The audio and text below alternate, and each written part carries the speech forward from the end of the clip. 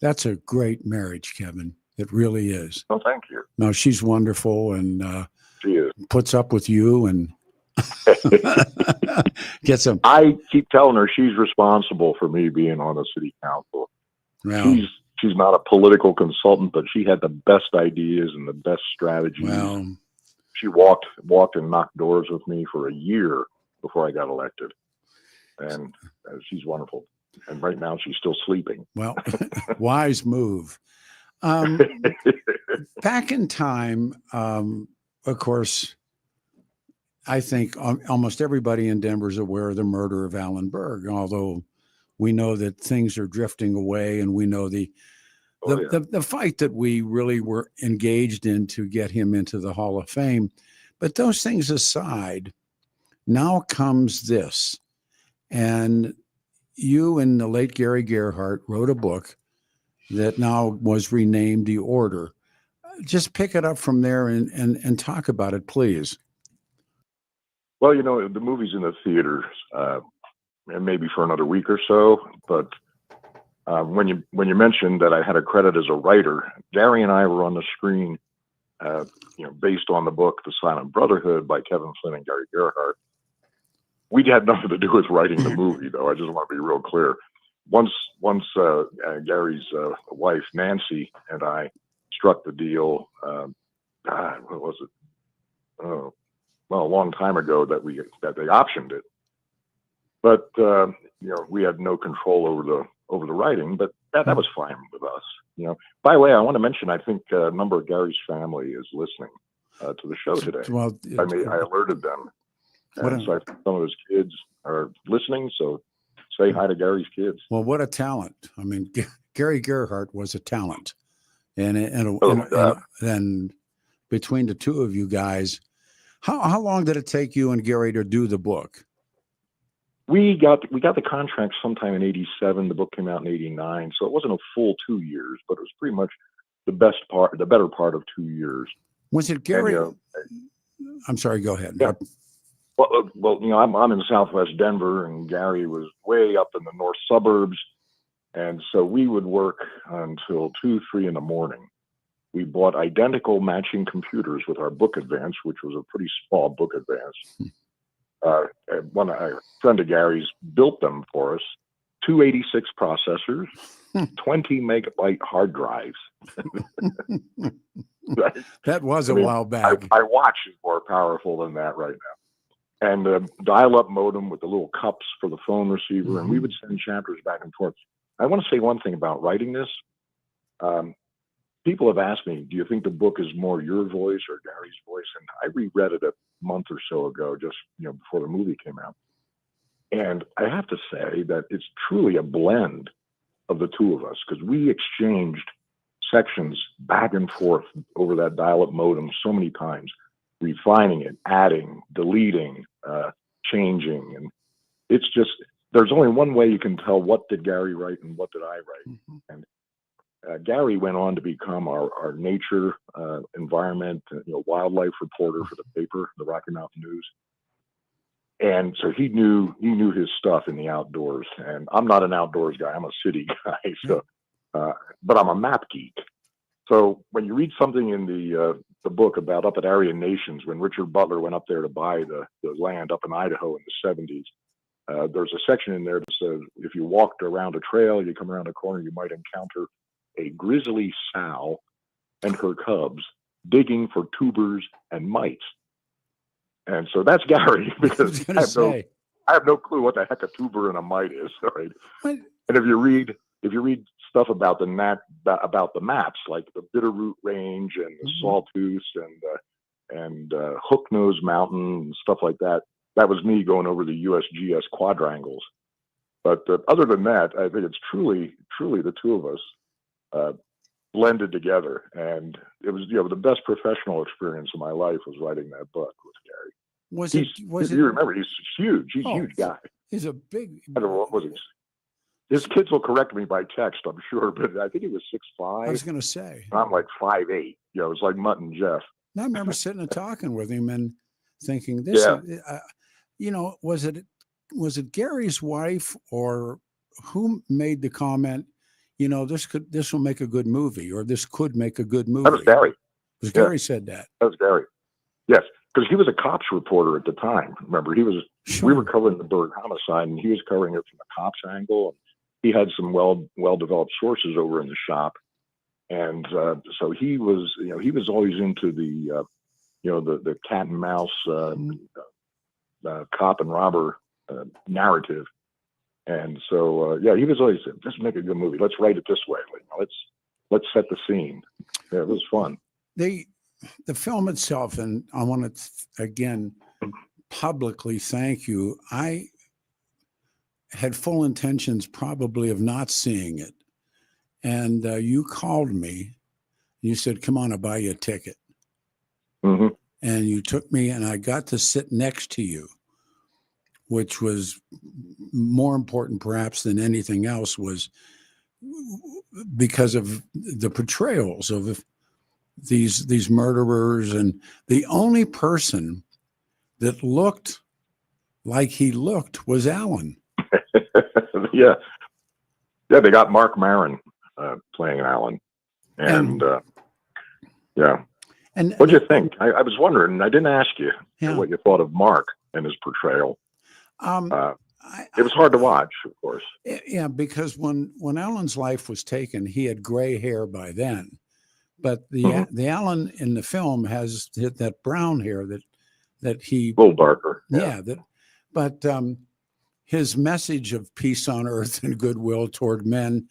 I was talking to Chuck Bonnewell about it yesterday, and I said this was the last thing. They didn't explain. And I realize it's time, and I realize everything that goes with it. They really didn't explain why they killed him.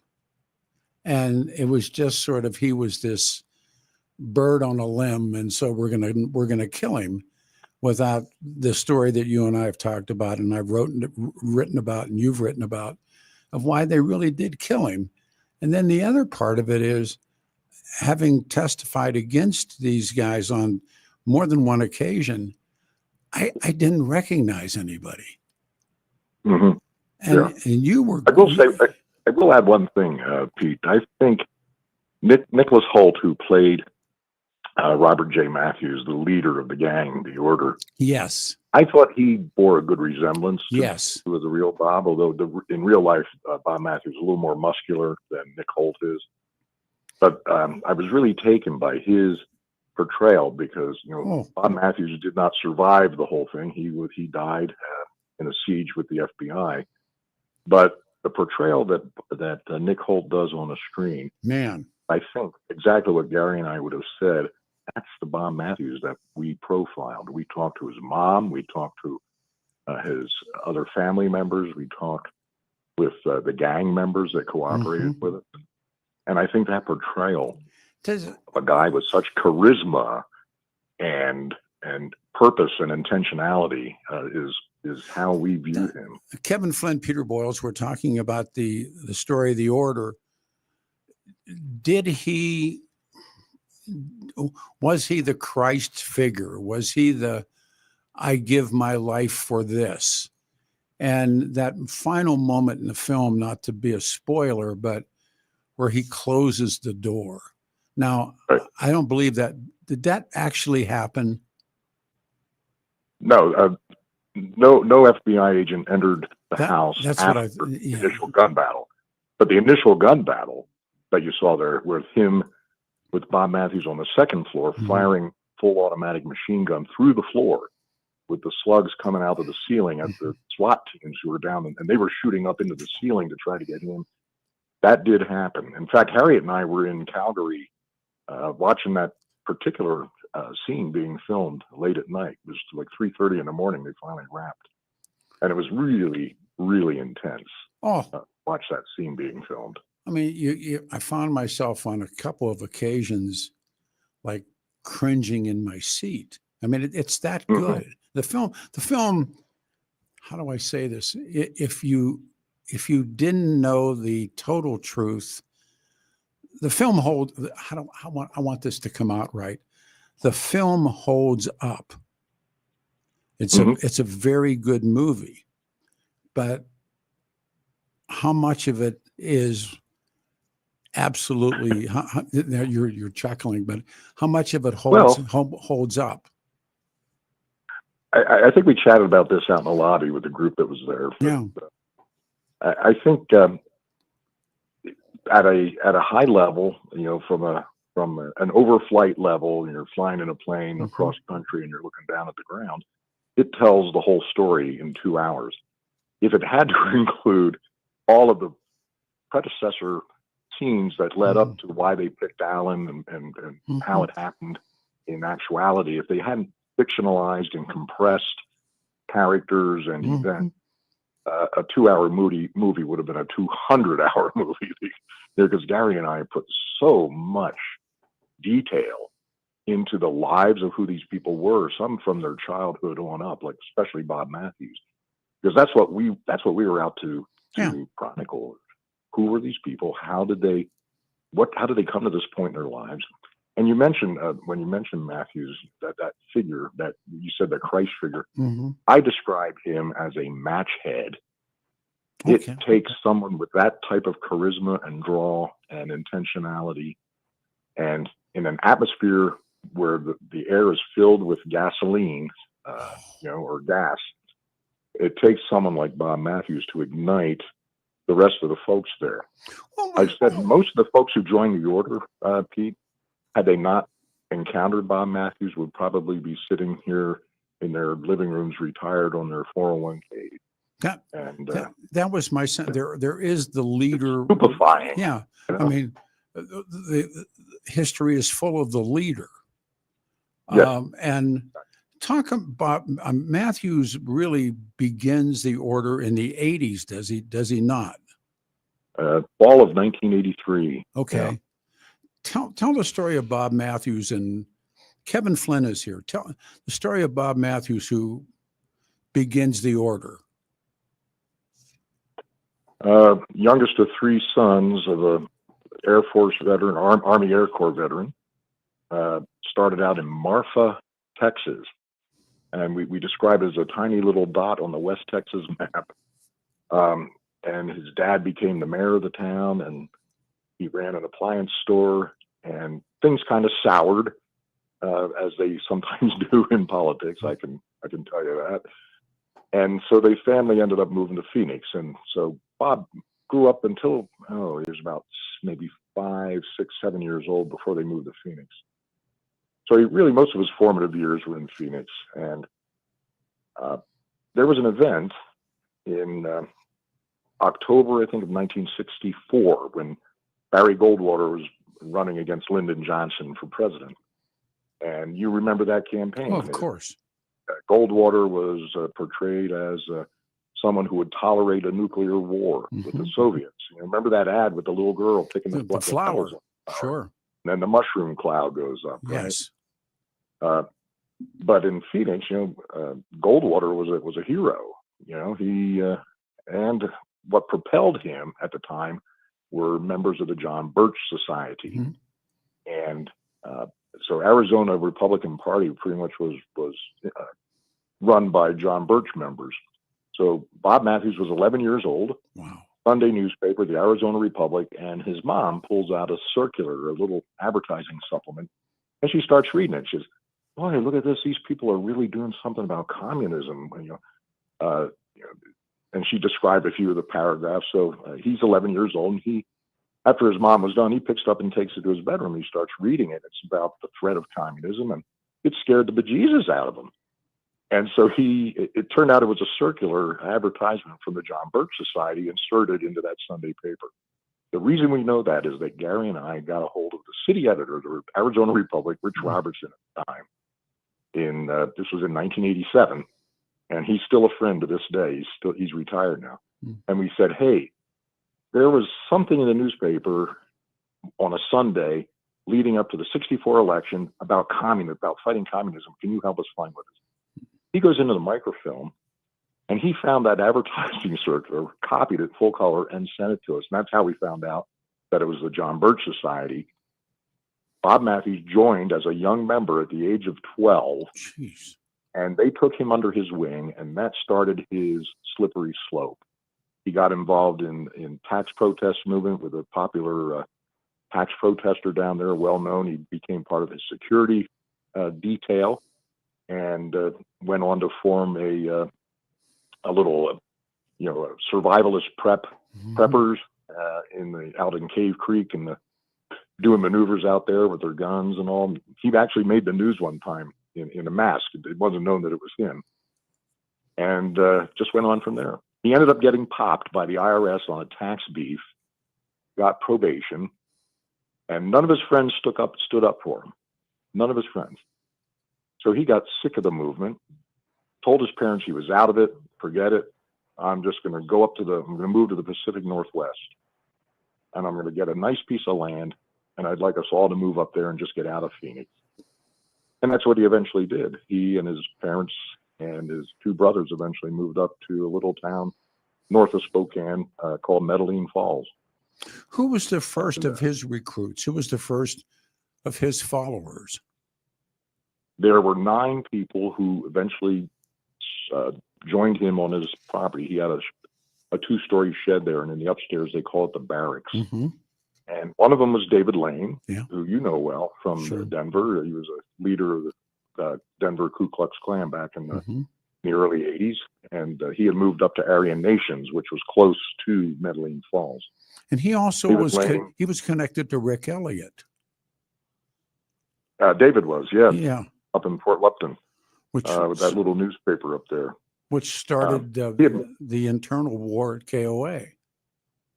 And that's, I think you were alluding to that when you said, well, the movie doesn't really show why they targeted. Yeah, why didn't target? They were listening to his, they were listening to his show, and they didn't like him. And he was up on the wall. They had that target list up on the wall in the barracks. Saw that. That was chilling. Yeah, so that was, yeah. They had a bunch of people up there. They had Henry Kissinger up there, a bunch of others. But it kind of skips over that, and it has to, Pete. It's a 2-hour movie. Oh, I understand. I mean, I really understood walking out, and I was shook. And you were good once again, so good to me.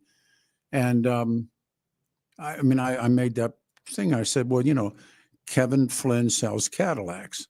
These guys bought Kevin's Cadillac. Now it's theirs to do with whatever that they chose to do, because it's now their car. Yeah, that describes the movie making process.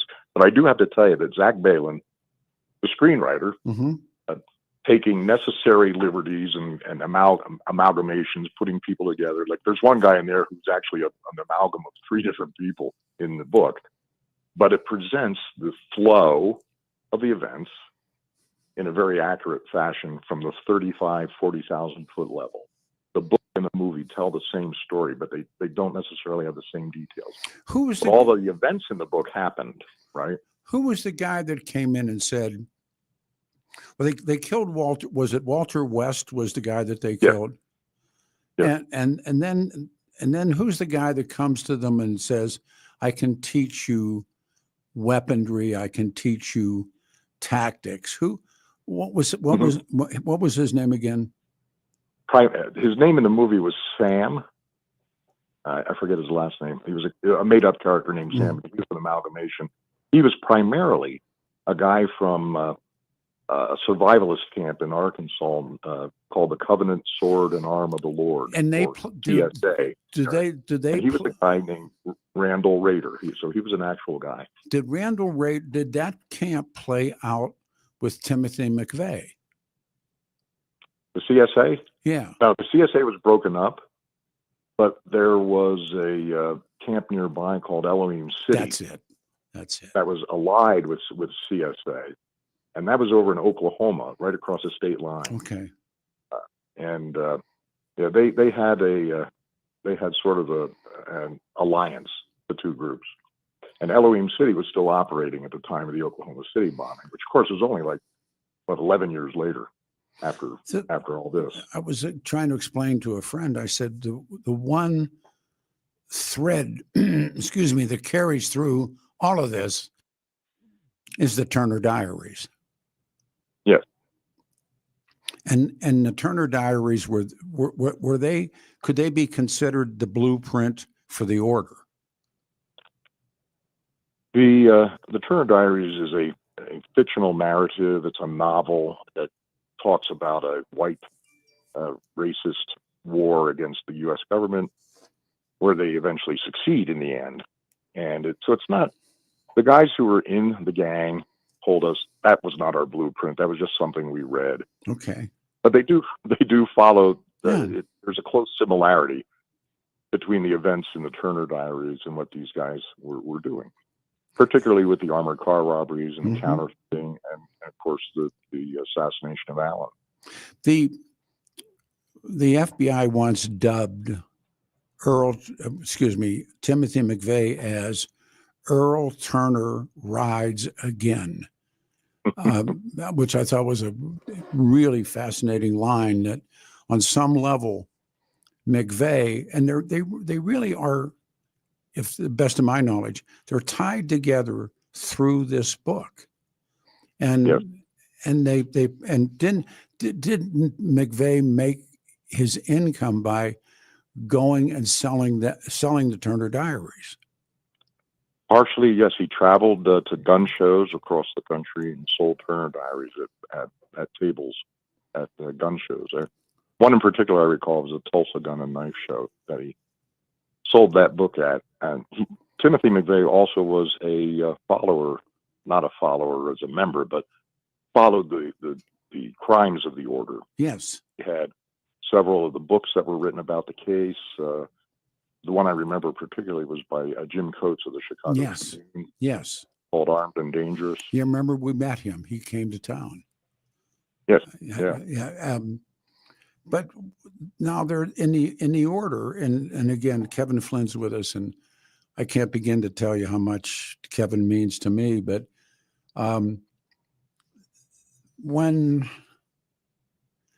the Bob Matthews character is incredibly charismatic. I mean, it's the devil his due, but boy, he has strength, doesn't he? Yeah.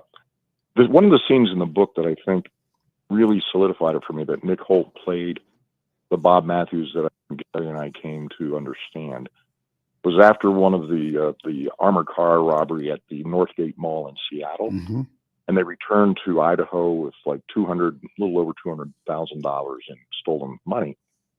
So in the movie, it has a scene that never happened in reality, but allows Zach Baylin, the screenwriter, to advance the story of Bob. He arrives at the compound, and they've lit a cross like the KKK, burning cross, celebrating. Put it out. And Bob comes up. He says, "Put it out. Put it out. Put it out, man. This is not a pageant." And he walks in and he tells the gang, he says, "Hey, no more of that cross burning. We don't want people to know we exist." And Bob Matthews did say that. They didn't even pick a name for the group until much later in the progression. When they didn't want people to be able to talk about them. When they break from Richard Butler had been around long enough, 30 plus years. And when this moment comes, and I remember leaning on you in the movie theater, and when this young Bob Matthews stands up, and in essence takes on Richard Butler. Yeah. You told me that had happened, but it happened over a series of events. Right. He didn't do that at a Richard Butler event.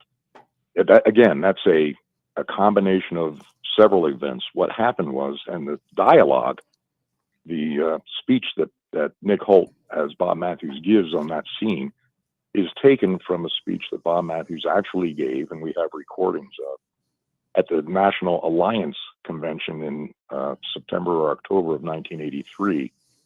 And he mentioned Allen by reference, not by name, in that speech. I didn't know that. I did not know that.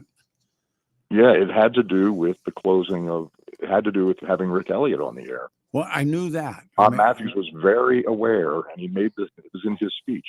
So the dialogue in the movie is lifted in part from that speech he gave at the National Alliance, which Richard Butler wasn't at, but that was the group that was headed by William Pierce, who was the author of Turner the Diaries. Yeah. When they make a decision to take Allen's life, Allen has a nighttime show. He's moved to nights. Jim Hawthorne's program director, for some reason, AM radio decides that they need shrink shows. And so they brought in Marilyn. Give me a second. I'll come up with her name. Yeah, I know who you're talking about. And they move Alan to nights, which was at 50,000 watts KOA. You could get it in your teeth. When the sun goes down. Yeah, when the sun goes down and KOA goes out. And who was on with Alan that night that he just bitch slapped him? Was one of them was the return of Rick Elliott, wasn't he? Well, there are two different shows, and I know you're aware of this because you and he both got sued over this. Right. That involved Rick Elliott and the closure of his newspaper because Right. of the publicity that surrounded his appearance. Right. And he lost his advertising. Van Steenhouse, Marilyn Van Steenhouse. Andrea Van Steenhouse. Yeah. Yeah, that's right. Andrea That's said Marilyn. Yeah. Andrea. Yeah. And but there was another show that brought Alan to the attention of these folks, and that was when he had Jack Moore on with a guy from LaPorte. Pete Peters. Yeah, LaPorte. Yeah. Pete Peters. Yeah. And there was a confrontation, as usually happened on his show, and slammed down the phone and everything else. And that's what brought Alan to the attention of the gang at large. But of course, David Lane knew Alan. He had called his show a few times, and in fact, David said that he thought he got the better of Alan on some of their exchanges. And I heard bits of one of the tapes that but in the film itself, I mean, they used the K word, they used all these kinds of things. I don't really remember any of that kind of verbiage being used on the air at KOA. On air, no. You're right. But again, creating, combining events and advancing the story more quickly than Gary's and my 420-page book. Is the book, Kevin? Is the book coming back? Is it? Yeah. Simon & Schuster has reissued it and retitled it as The Order. Okay. And so it's on some bookshelves. I know the Barnes and Noble near me had 3 copies. I went in and I said, "Oh, they got 3 copies already." And so I autographed it, and they sold over 2 days. So I said, "Oh, I hope you get some more." I need that 20 cents. Yeah. I love your wife. I mean, she's you have to. These seats are wonderful at the AMC Theater, and there's I'm on the right, Kevin's in the middle, and Harriet's on the far left. Harriet has now seen this movie. Did I tell you this? Yeah. So she has seen it like 8 times now, 7 or 8 times. Yeah. God bless her. Oh, please. So after like the 3rd time, we come out of the 4th time we've seen the movie, and we're in the lobby, and she turns to me and says, Jude Law smokes 10 cigarettes during the course of this movie. She's sitting there on her phone playing. She is, yeah. And counting how many cigarettes Jude Law lights up. If any of us can be that lucky, and you are, but God love her. And then some of your brother was there. I haven't seen your brother in such a long time, and then his family, and they sat behind us. But you were such a guide that I'll never be able to thank you. I don't really believe I'd have gone to that film. I'm not sure I had a chance, and then my daughter had some things we had to get done, and I missed the opening. But if somebody said, "Should I see the film?" and I've been asked that now, and I said, "Absolutely, see it, but see it for what it is, and see it for." Do you get the final sense? And I know you have a busy political morning as well. That this is simply just an ongoing story. Exactly. Yeah. Exactly. It never goes away. It ebbs and it flows. Yeah. And once the order was smashed, it kind of ebbed for a while. Mm-hmm. And then Ruby Ridge and Waco and then Oklahoma City brings it all back to the surface. Yeah. Do you remember how the feds believed that there was going to be an attempted takeover in Seattle to free them. And Yeah. and The security is quite heavy well, at that trial, wasn't it? I knew Kevin obviously from we did some TV together, but I never bonded with Kevin until we went to Seattle, and he was a reporter and I was a witness, but and we bonded. But I remember final story, and there was it was a black man dressed like a homeless guy, leaning up against a tree outside the courthouse. And I'm looking at they had a witness room that we sat in and waited to testify. I look out the window and I see a guy come out. He's got a blazer and a tie. He's clearly a U.S. Marshal or, and he opens up his coat and he takes out a cup of coffee, hands it to the guy, and then walks back in. And I thought, that man outside dressed like some homeless stiff on the street, he's a cop. He's a cop. Because they had no idea what was going to happen, did they? No. One of the gang members was at the time had not been captured. Richard Scutari. Wanted list. Yeah, Richard Scutari. So he was still at large, and I was staying at the hotel where the feds, FBI, and the marshals were all staying right across from the courthouse. Yeah. And God bless his memory, Rick Salinger recently passed away. He was up there for Channel 9. Channel 9 made them stay at the travel lodge up by the Space Needle. So Rick asked me one day, he says, "Hey, you guys got a rooftop gym and a swimming pool at your hotel. Can I come over and use the facilities and just sign in under your room number?" I said, "Sure, why not? I don't work out." This is when he came in. I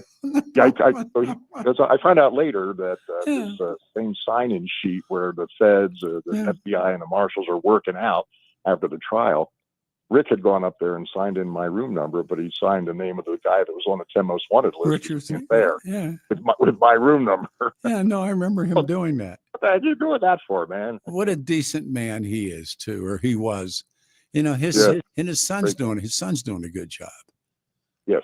And his son looks like him. And they competed. They competed for a while. Yes, they Rick did. was at 4. Yes, they did. Yeah. Oh God. I know you got to go, and Merry Christmas if I don't get the chance. But thank you. And then we had this great conversation about being altar boys. and I said, there's John Beek, Frank DeAngelis, Tom Tancredo, you, me. I said, we're all altar boys. And I said, there has to be something to this, but I haven't figured it out yet. But you're remember I didn't know the Latin at those days. You did, yeah. You cited it. Yes. From Fide te Deo. Yep. You mean a lot. You're an important. You're just an important man in my life, and to you and your family and everybody, Kevin. Thank you. Sure. Go get them, and I wish more politicians were you. Oh my God. Thank you. Take care, sir. Thank you very much. Kevin Flynn, everybody. Thank you. What an experience that was for me. Let me do this, and then we'll take a pause, open lines, and then we're going to revisit a book on the church committee, the United States Senate Select Committee to study governmental operations with respect to intelligence activities. Frank Church, The Last Honest Man, about the Kennedys and everything else that was going on at the time. Danny Kaplis, I did Dan's show on Tuesday night or Wednesday night? I did 2 hours with him, and it was the most fun radio. Dan suggested you choose a lawyer that shares your values, and because who you choose to represent you in an injury case says so much about you and to everybody involved in the case. Dan Kaplis, the son of a cop, we've talked about his mom a lot. He has dedicated the last 40 years of his life to helping people who are hurt in serious motor vehicle cases. Dan's believed to be the only lawyer in Colorado history to win 5 straight multi-million-dollar verdicts in Colorado crash cases. Dan's also believed to have won the largest truck crash verdict in Colorado history. Dan Kaplis Law, the official law firm of the Nuggets now and the Avalanche. He is such a good man. We laughed in studio. Dan Kaplas's law firm is a serious firm for serious cases, accepts righteous injury cases on percentage fees basis. So he can represent good people from all walks of life without regard to ability to pay. If you need Dan's help, 303-770-5551, 303-770-5551, or hit dancaplaslaw.com at CAPLIS.com. Our phone number, 303-696-1971. Hold on to your hats. Hi, it's Peter Boyles, 9 a.m. Saturday morning. Here we go again.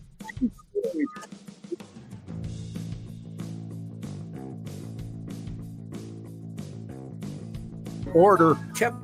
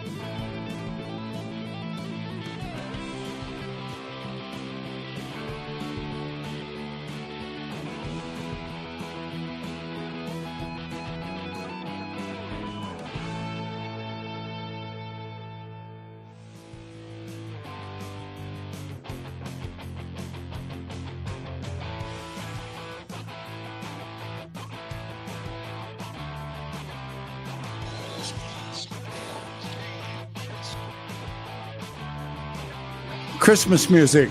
Good morning, everyone. Saturday, 5 days away, December 20th, 2024, 710 KNUS. We're Denver's talk station.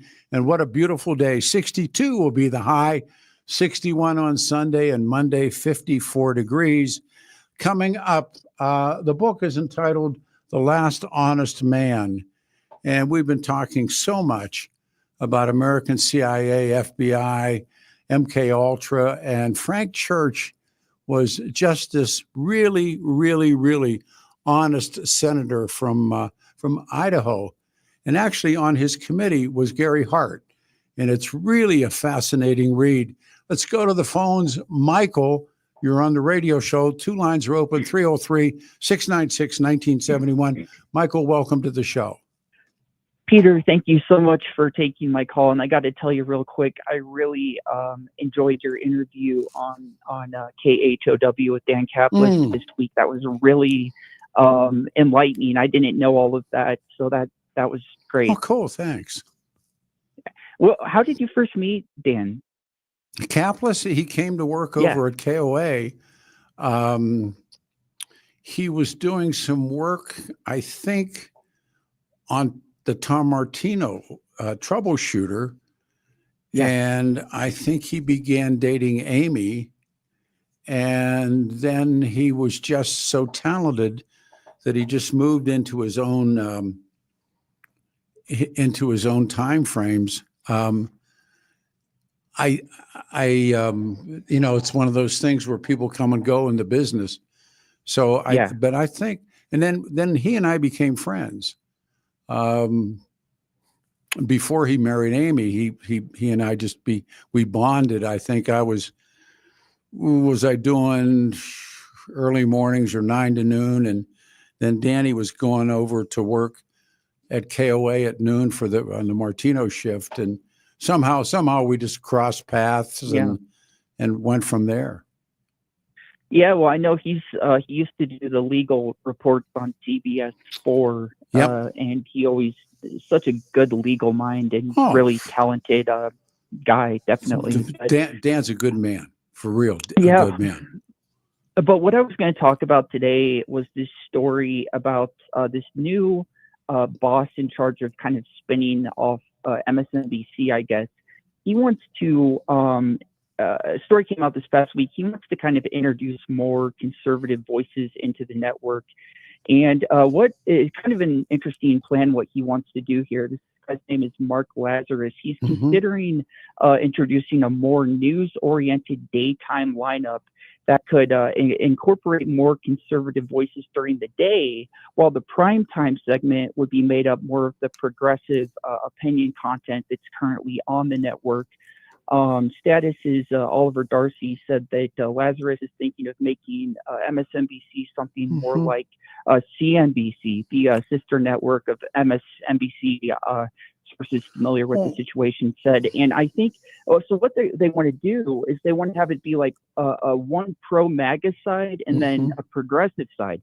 But I was thinking, if they took someone like Rachel Maddow and then put someone like a Mark Levin on with that would make for an interesting show. But I think like you used to do a show with Mike Rosen, and that was like you took more of a kind of, I don't want to say a liberal approach, but like one side of the spectrum, and he was more conservative. But and I learned that from reading his book, actually. Well, it really, I wasn't alive. That really came. There was a show in Washington D.C., Braden and Buchanan, and the Buchanan was Pat Buchanan, and the Braden was the left of center or liberal character, and Pat Buchanan, of course, is the legendary Pat Buchanan.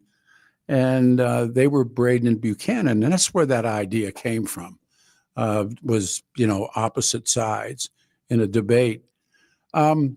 This business, radio, television, whatever corporate media, it goes to the dollar. It will always go to the dollar. And right now, liberal news outlets have been spanked. And in fact, one of the aspects of the Trump victory is also the defeat of corporate media. and they're not fools. And so they are saying, well, how did these guys win? It's like watching, a football team that wins. Well, how does Kansas City win? Let's start to knock off a lot of what Kansas City's doing to incorporate into our team so our team can begin to win. And there's no secrets. It's like, give you an example. Successful Black families on television. Now, traditional Black families appearing on television were always poor, working class, struggling to get ahead. And then along came the Cosby Show. And he's a doctor and his wife is successful and the kids are well-dressed and they're doing well in school. The next season came around. There's 3 more shows like that. They knock off what works. There's nothing original in the mindsets of these people.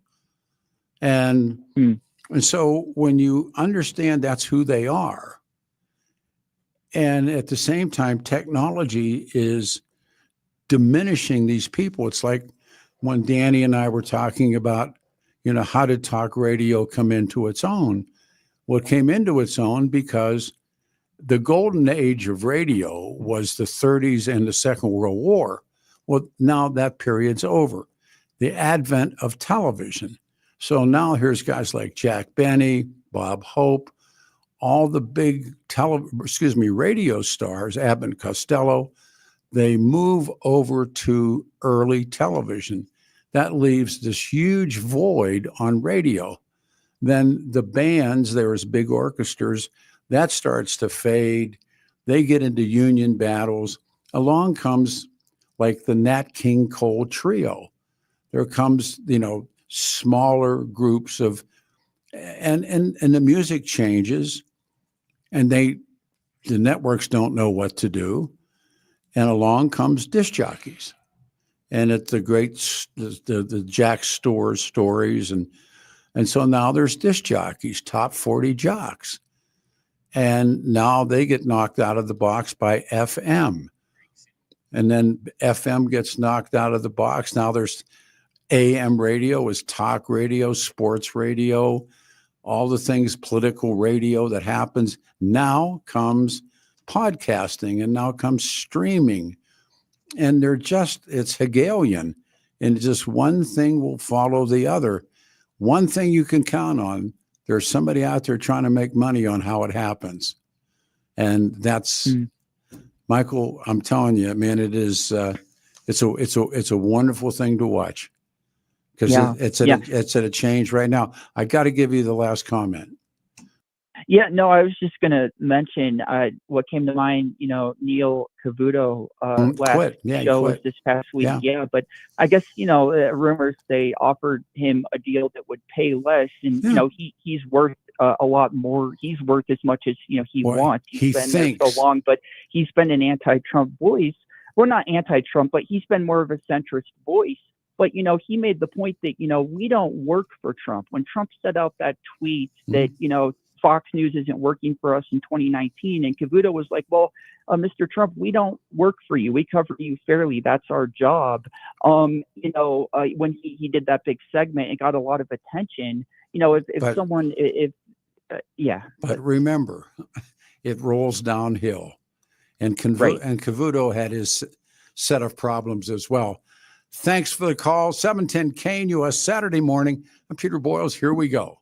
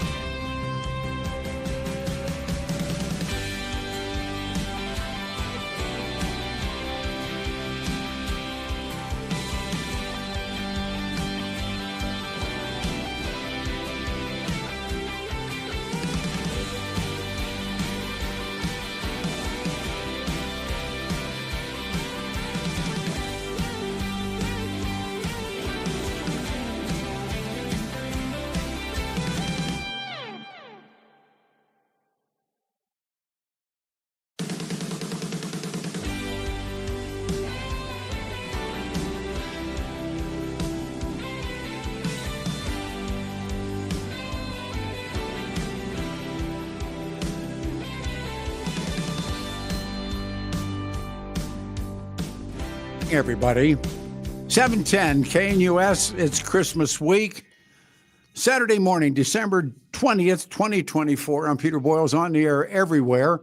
62 the high, 61 Saturday, 62 today, 61 Sunday, Monday, 54 degrees. Coming up, the last honest man, the CIA, the FBI, the mafia, and the Kennedys, and one senator's fight to save democracy, Frank Church. Wonderful, wonderful book. And this guy has really put together an extra sidebar book to this as well, The Secrets of the CIA. I love this stuff. He's coming up right after this. David Ellis in Cherry Creek. You've heard me. And by the way, this is that time. Bear down. You need to take your valuables to David or look for gifts at David's. You get a fortune in cash and secure an appraisal from David from all the valuables that you have tucked away in your home. It's still true. I'll share the other reasons for you to see David, just in case you don't have a Rolex watch, rare coins, or a silver tea set. See David Ellis for all your most meaningful gift-giving occasions. David Ellis Jewelers are just the right items, just the right prices, special people that mean the most. Now, here you are, you're under the gun. We're 5 days away. Go see the man. Emerald pendants, gold necklaces, diamond rings, trusted jewelers. They've been buying precious metals and antiques in Colorado for decades. Dazzling cases filled with hundreds of new and used pieces that only your loved ones will treasure. See my friend. Visit David Ellis Jewelers and see for yourself. Look for the black awning on the corner of 3rd and Clayton and Cherry Creek. Explore davidellisjewelry.com or call my friend David Ellis, 303-322-8779. That's 303-322-8779. He's there now. You tell David Ellis that Peter Boyle sent you. Are we set to go? We've had one opportunity to speak before, and I finished up his book, and then I realized that he had gone on with an earlier book entitled State of War, The Secret History of the CIA and the Bush Administration. It is a pleasure for me to welcome back to the show. Please say good morning. Oh, we have to take a break first? Okay, I'm being told take a break. I got behind. We changed studios. So James Risen's on the hold. Let's take the button. The last honest man right after this.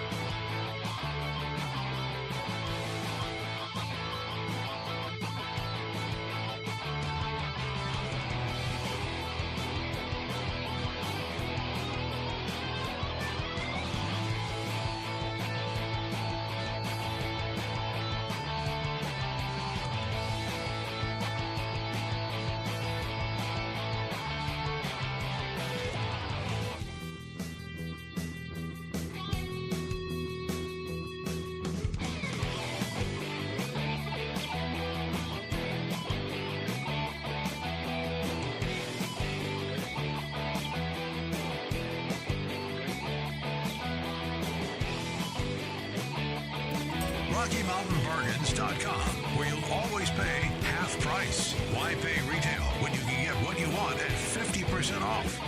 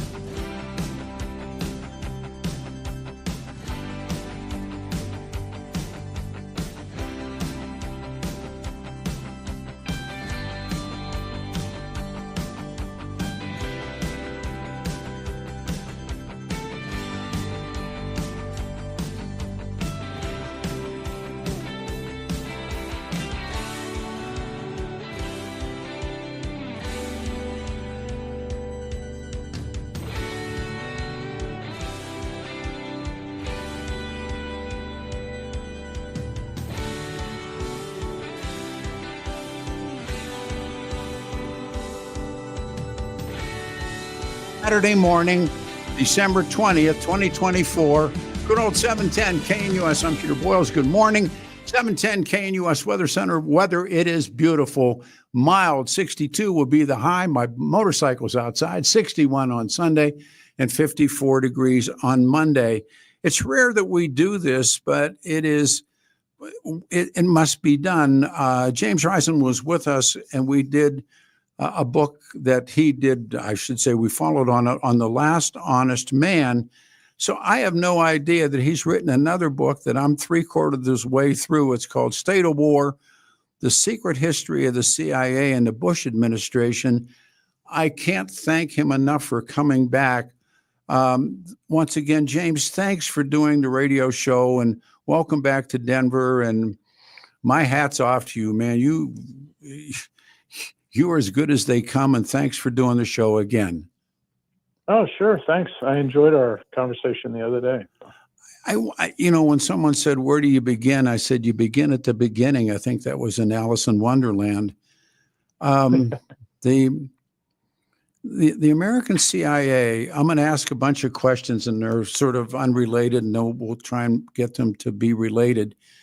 Do you believe, as other historians believe, that Jack Kennedy was going to do something to the CIA to dismantle it or break it up? Do you think any truth was to that? President John Kennedy? Yes, sir. No, I don't think so. What he did was, if you remember, the Eisenhower administration had planned the Bay of Pigs invasion of Cuba. Yes. And it didn't happen until the beginning of the Kennedy administration. And Kennedy, who was brand new to the White House, went along with it, basically because, he was kind of presented this fait accompli by Allen Dulles and leadership of the CIA.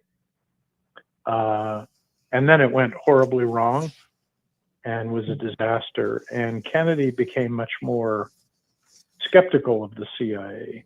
But I don't think he was planning. And what he did was he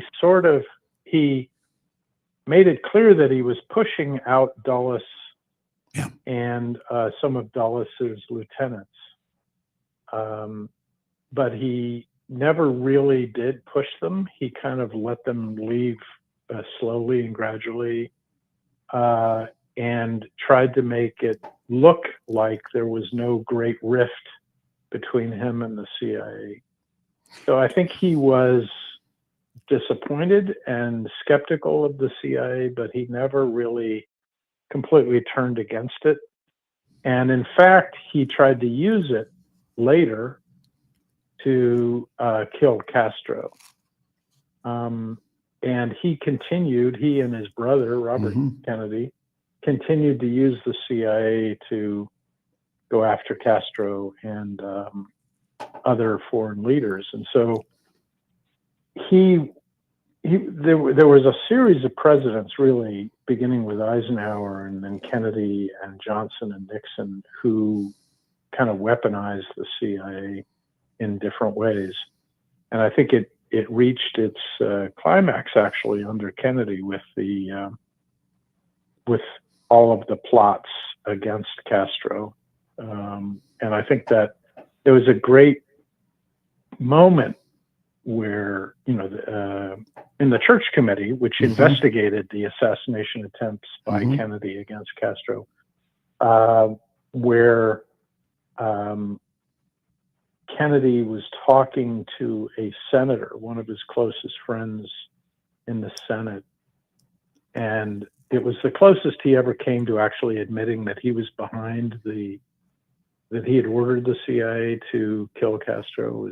He was walking on the White House grounds with the senator and Smathers, I think it was, from Florida, and he said, "What do you think people would say if a president ordered the CIA to kill Castro?"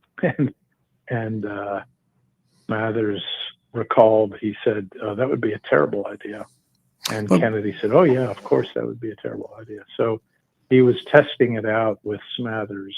But weren't there other operations in, like Operation Mongoose and the Alpha 66 guys and Omega 7, and weren't there these operations that were with organized crime and the CIA that were? Yes, and that was Kennedy and his brother. Well, actually, no, it started under Eisenhower, but continued under Kennedy. The CIA under Dulles plotted with, or basically ordered the CIA to kill Castro. Yeah.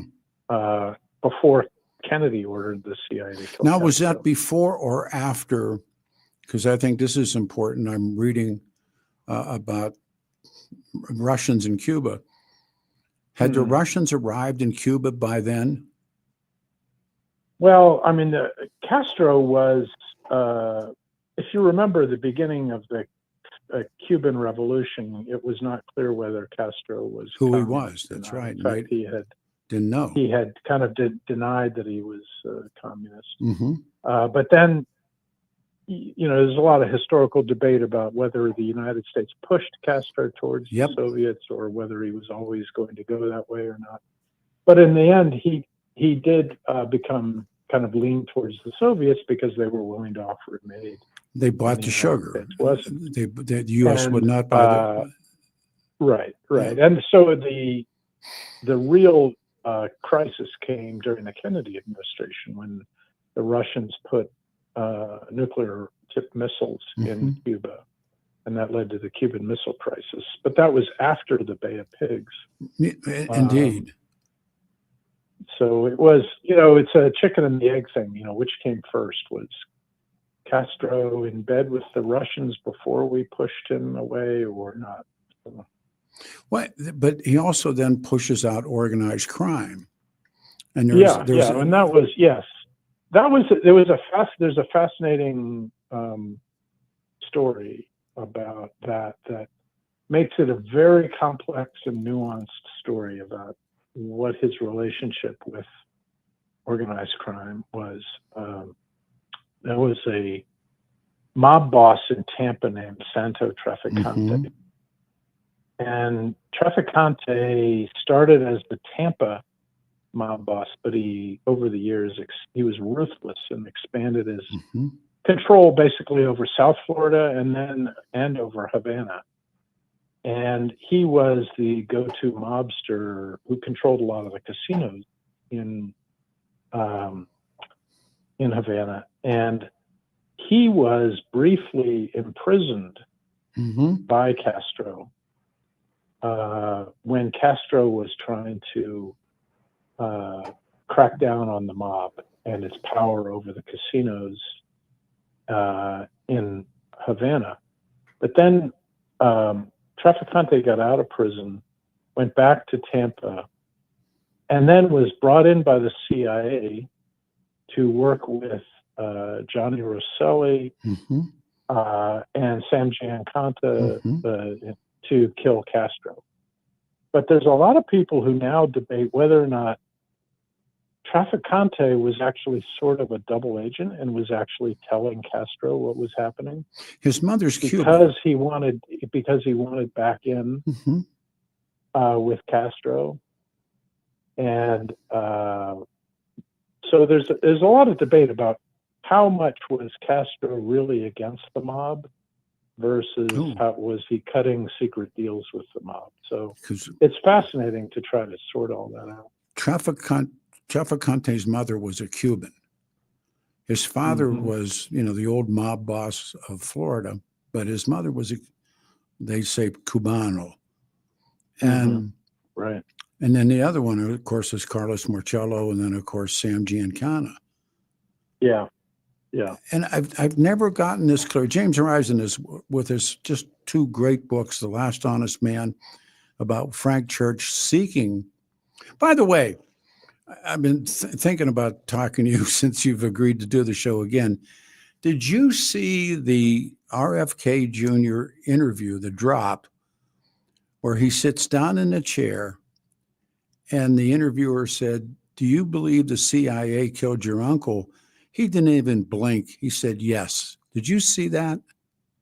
No. But okay. I think he's nuts. I think he's a crazy conspiracy theorist who doesn't know what he's talking about. So I wouldn't listen to him. I wonder when somebody that's affected that much, or that losing an uncle and losing your dad and then having this happen and that happen, what goes on inside of those guys? Yeah, I think he's nuts. I think he's mentally ill. All right. Because the FBI, I think his hair. I think everything I've read about him is that he's. I've read a lot about him. He's a conspiracy theorist who doesn't know what he's talking about. So the CIA, I think there's a lot of. It's funny. There's so many conspiracy theories out today about everything in the world, and the origin story. I think the modern origin story is Cuba. Of conspiracy theories in America is the Kennedy assassination. I agree. And Cuba. I agree. And it's too bad that the Warren Commission. It's fascinating to look at the Warren Commission versus the Church Committee, because the Church Committee really kind of corrected a lot of the misinformation that was out there about the CIA. And I think the origin of a lot of these theories, there's two things in the modern America: the Kennedy assassination, Cuba, and then the other one is 9/11. And the conspiracy theories that have developed from both of those things. I blame the failure of the commissions that were put in place after each event to be completely honest and candid about all of the questions. I think the Warren Commission did a terrible job of answering questions and omitting facts. And I think the 9/11 Commission did an equally bad job. They did a horrible job. They had I don't know if you know this, and you probably do. They had cut a deal in which both the Clinton administration officials and the Bush administration officials agreed that they wouldn't or that the Democrats and Republicans both agreed not to criticize each other's presidencies. And so if you read the 9/11 Commission report, I have. It's a very well written narrative. It's written better than almost any government document you'll ever read, and yet the omissions are glaring. Oh, I remember this is one of the things that really got me mad. As a member of the press, I get mad at the press because I know how much better it could be. And the press coverage was laudatory over this report simply because it was well written. Well, Jack, and it was a joke. When the two of them, when Bush and Cheney would not go under oath, and they would only be questioned as a team, and the committee only had X amount of time, and they had to go to the White House to question. Well, the executive director of the 9/11 Commission, I'm trying to remember his name, but anyway, he was a close friend of Condoleezza Rice. I didn't know that. What the hell was his name? He had written a book with Condoleezza Rice before that. I didn't know that. I didn't know that he was, but they had the chance, and they went, and that was the only way they would do it. Back if I could, to our guest.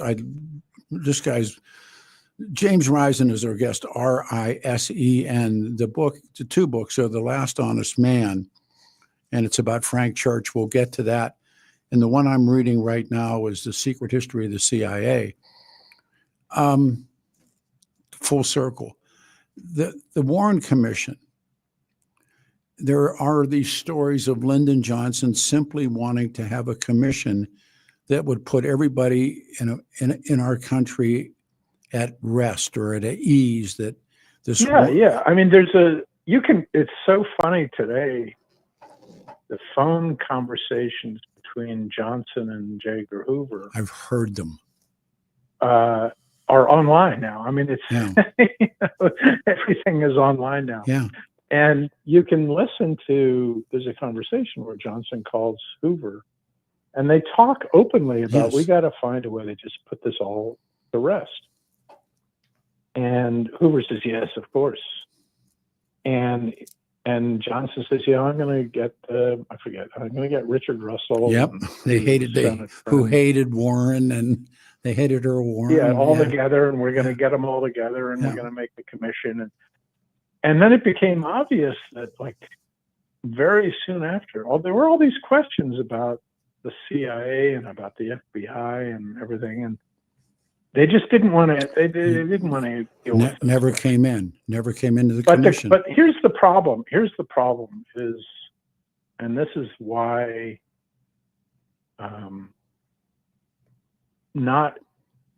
When the government fails to deal with awkward questions, it leads to conspiracy theories that are totally unfounded. There is no basis, in fact, to suggest that there was a conspiracy to kill Kennedy. It was, I believe, it was Lee Harvey Oswald. The problem is that when you can create a commission that doesn't look into all the various coincidences and questions and mistakes by intelligence and law enforcement, that it creates the atmosphere for conspiracy theories. The fact that they didn't look into Oswald's visits to Mexico. Yeah, no, I agree. Or the fact that the FBI had been interviewing him and his wife. Yep, they knew. The fact that, he visited the Soviet embassy and the Cuban embassy. Yep. All these things. The fact that Nosenko had told the CIA that there was no evidence that the KGB was involved with Oswald, and then that the CIA imprisoned Nosenko for Mhm. 3 years without trial. Mm-hmm. None of that was ever told to the Warren Commission. So, no. and then you look at 9/11 and the fact that we're not going to investigate how the Clinton administration dealt with Al Qaeda Yeah. or tried to what they told the CIA to do, and we're not going to investigate what Bush did or didn't do before 9/11. They had chances. They could have killed him. Yeah. So there's just like, when you make these decisions, you set yourself up for people to come to create these conspiracy theories. Tell me this, James Risen is our guest. Do you believe? First of all, I met Robert Mayhew, and did you? I did. Yeah, No, seriously, great. I met Robert Mayhew. He had done a book called Next to Use about. Yeah. And, right. Yeah, I read it. Yeah, I did. I met him and read it, and I think I angered him a little bit. And prior to that, like a month and a half before that, I read the Giancana's book called Double Cross. Mm-hmm. And I didn't know which book to believe.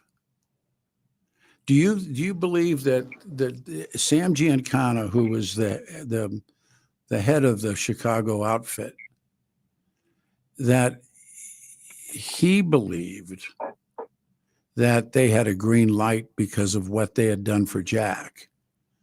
And that was why he got involved. Yes. That's why the mob. That's why Gianni Rosselli, who was a mobster in John Los Rosselli, Angeles, yes, Las Vegas, and Sam Giancana, and to some extent Trafficante. It's why they wanted to be involved with the CIA. They thought, oh, this will give us basically a hall pass from the FBI or from the government investigating us. Yes.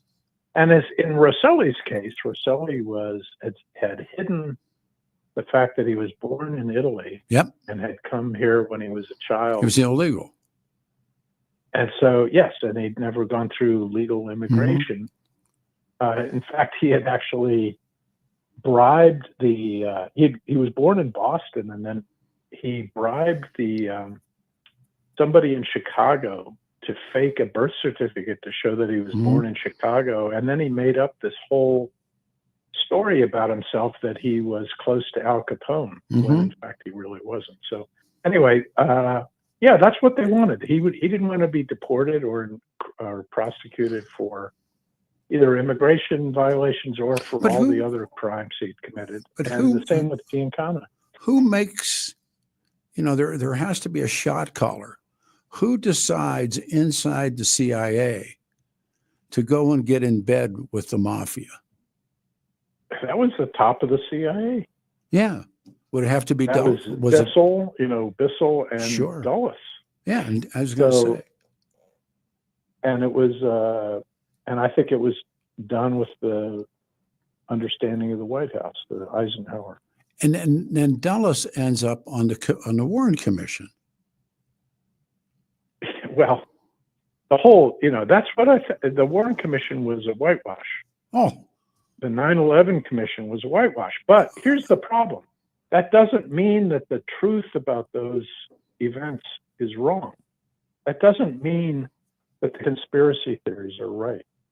That's the problem I'm trying to get at, is that the fact you can have a you can have a screwed up investigation, but still come to the right basic conclusion. I believe that I've struggled. I believe Oswald acted alone. I believe that Al Qaeda did 9/11. And, that's the problem. That's what I'm getting at, is shoddy investigations lead to conspiracy theories that are not right. James Risen's here, and I just adore this guy's work. Well, what is it? What was in it for the feds or the CIA or whomever it was to do exactly what you called it? I mean, why can't you? Why do a shoddy investigation? Yeah, well, no. Why couldn't you shoot straight?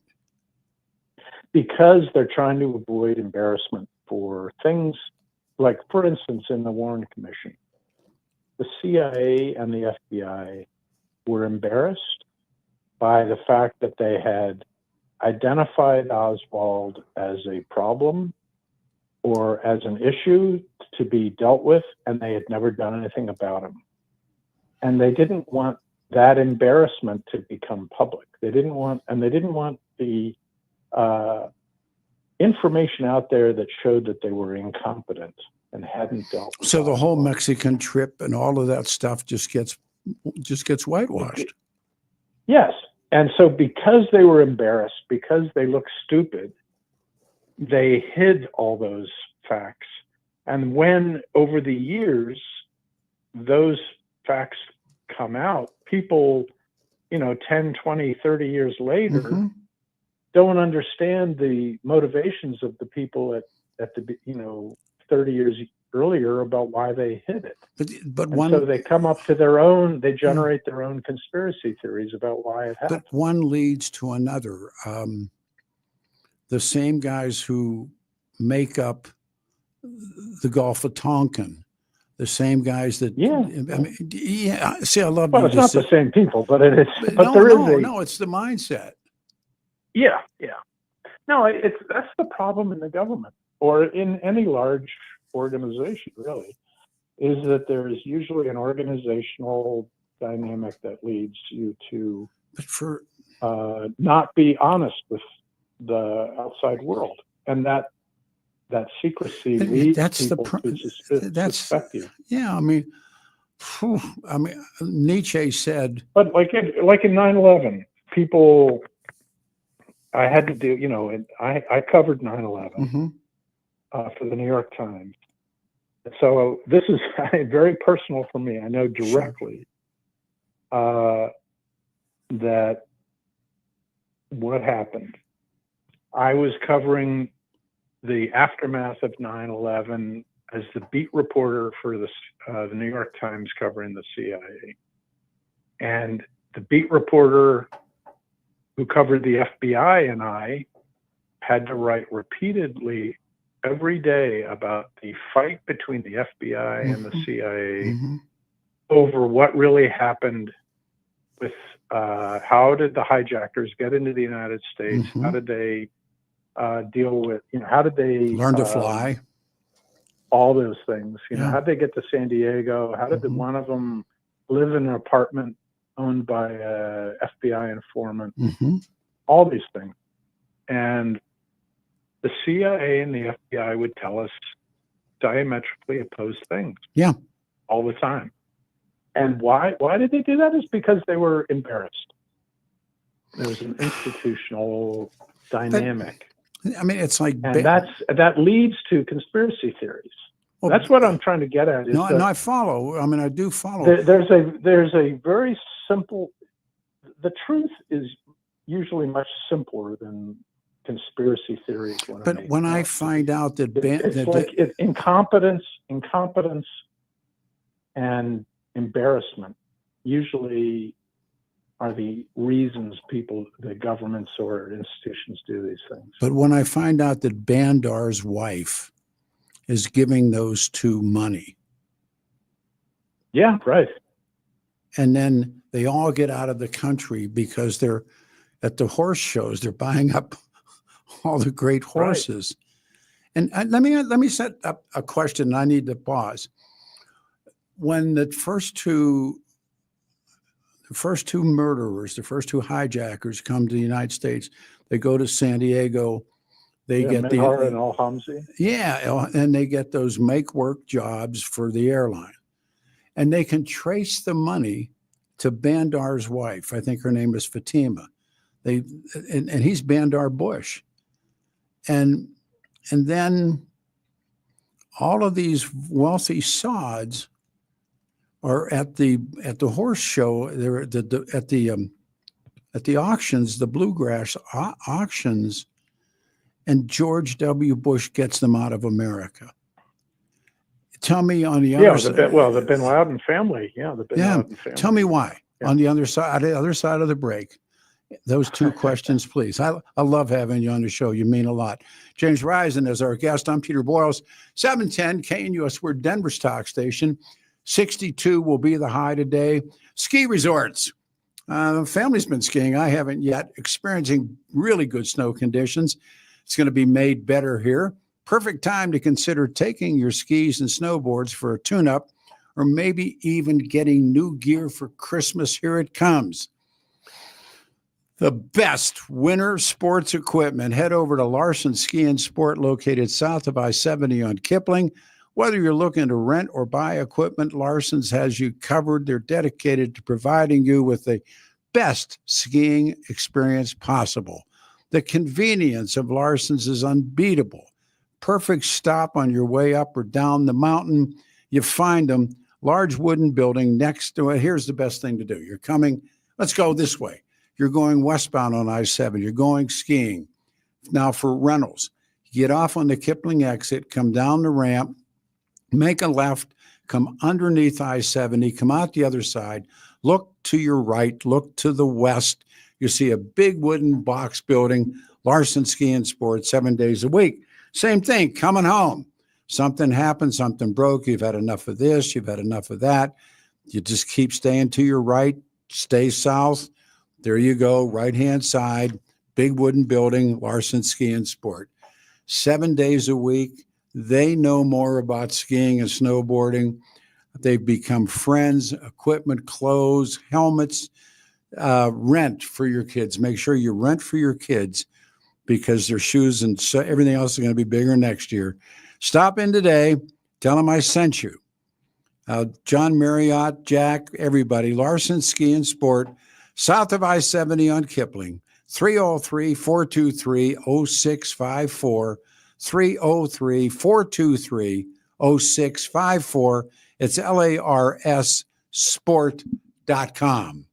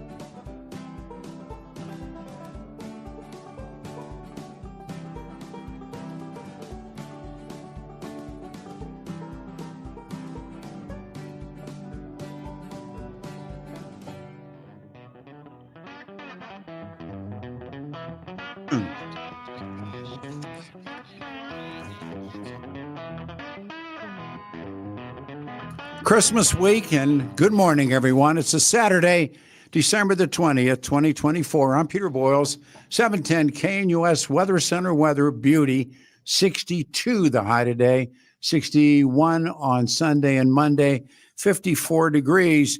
We had interviewed this man once before. The book was entitled The Last Honest Man. The CIA, the FBI, the Mafia, the Kennedys, and one senator's fight to save democracy.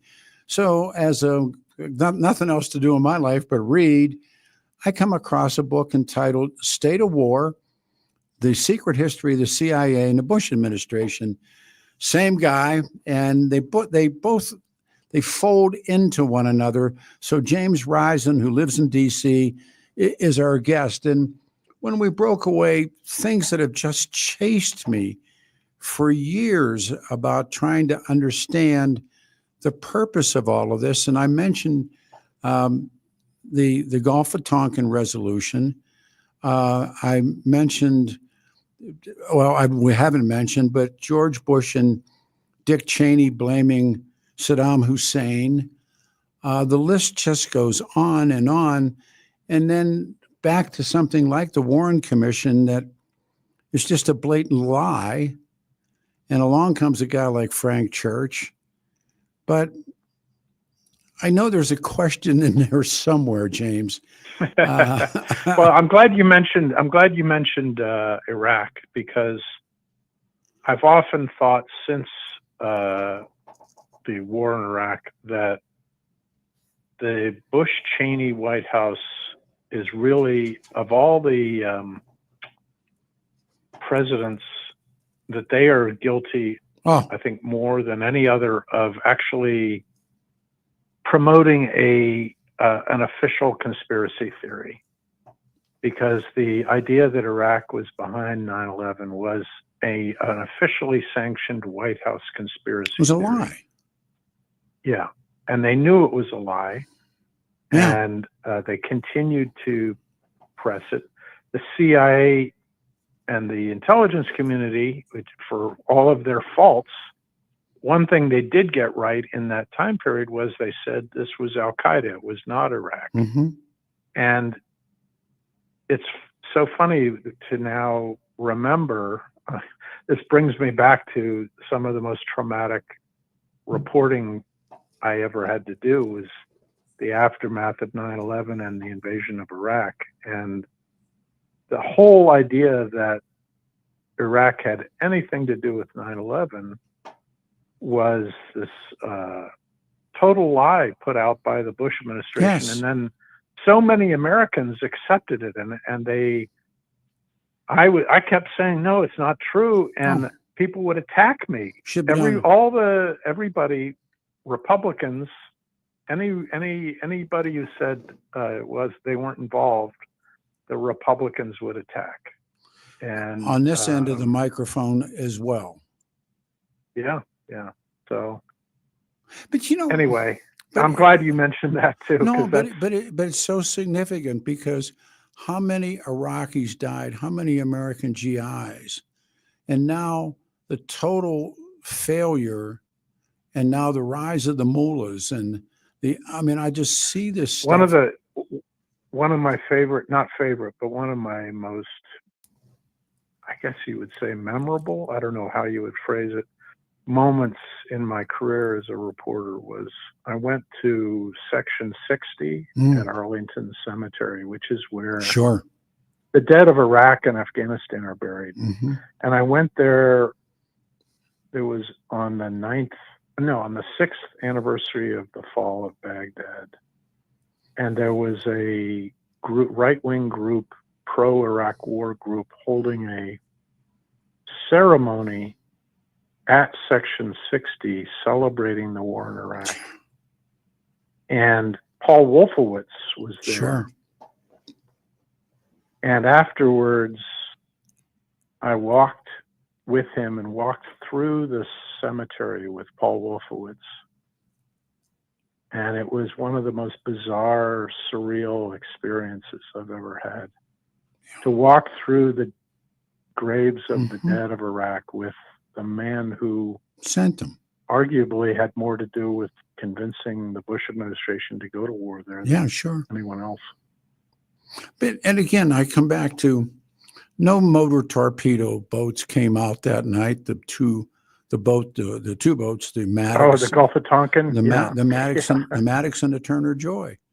I mean, right. That was another one. Yeah. yeah, didn't come out. The only difference between that and, in my opinion, the main difference between, well, no, maybe not. Maybe it is similar, because I was thinking that Johnson took advantage of something, but in fact, he had actually planned it out. He had Yes. planned looking for a predicate for that. And much the same way that the Bush people were looking for some reason to invade Iraq. What is the relationship between the ambassador Joe Kennedy and organized crime?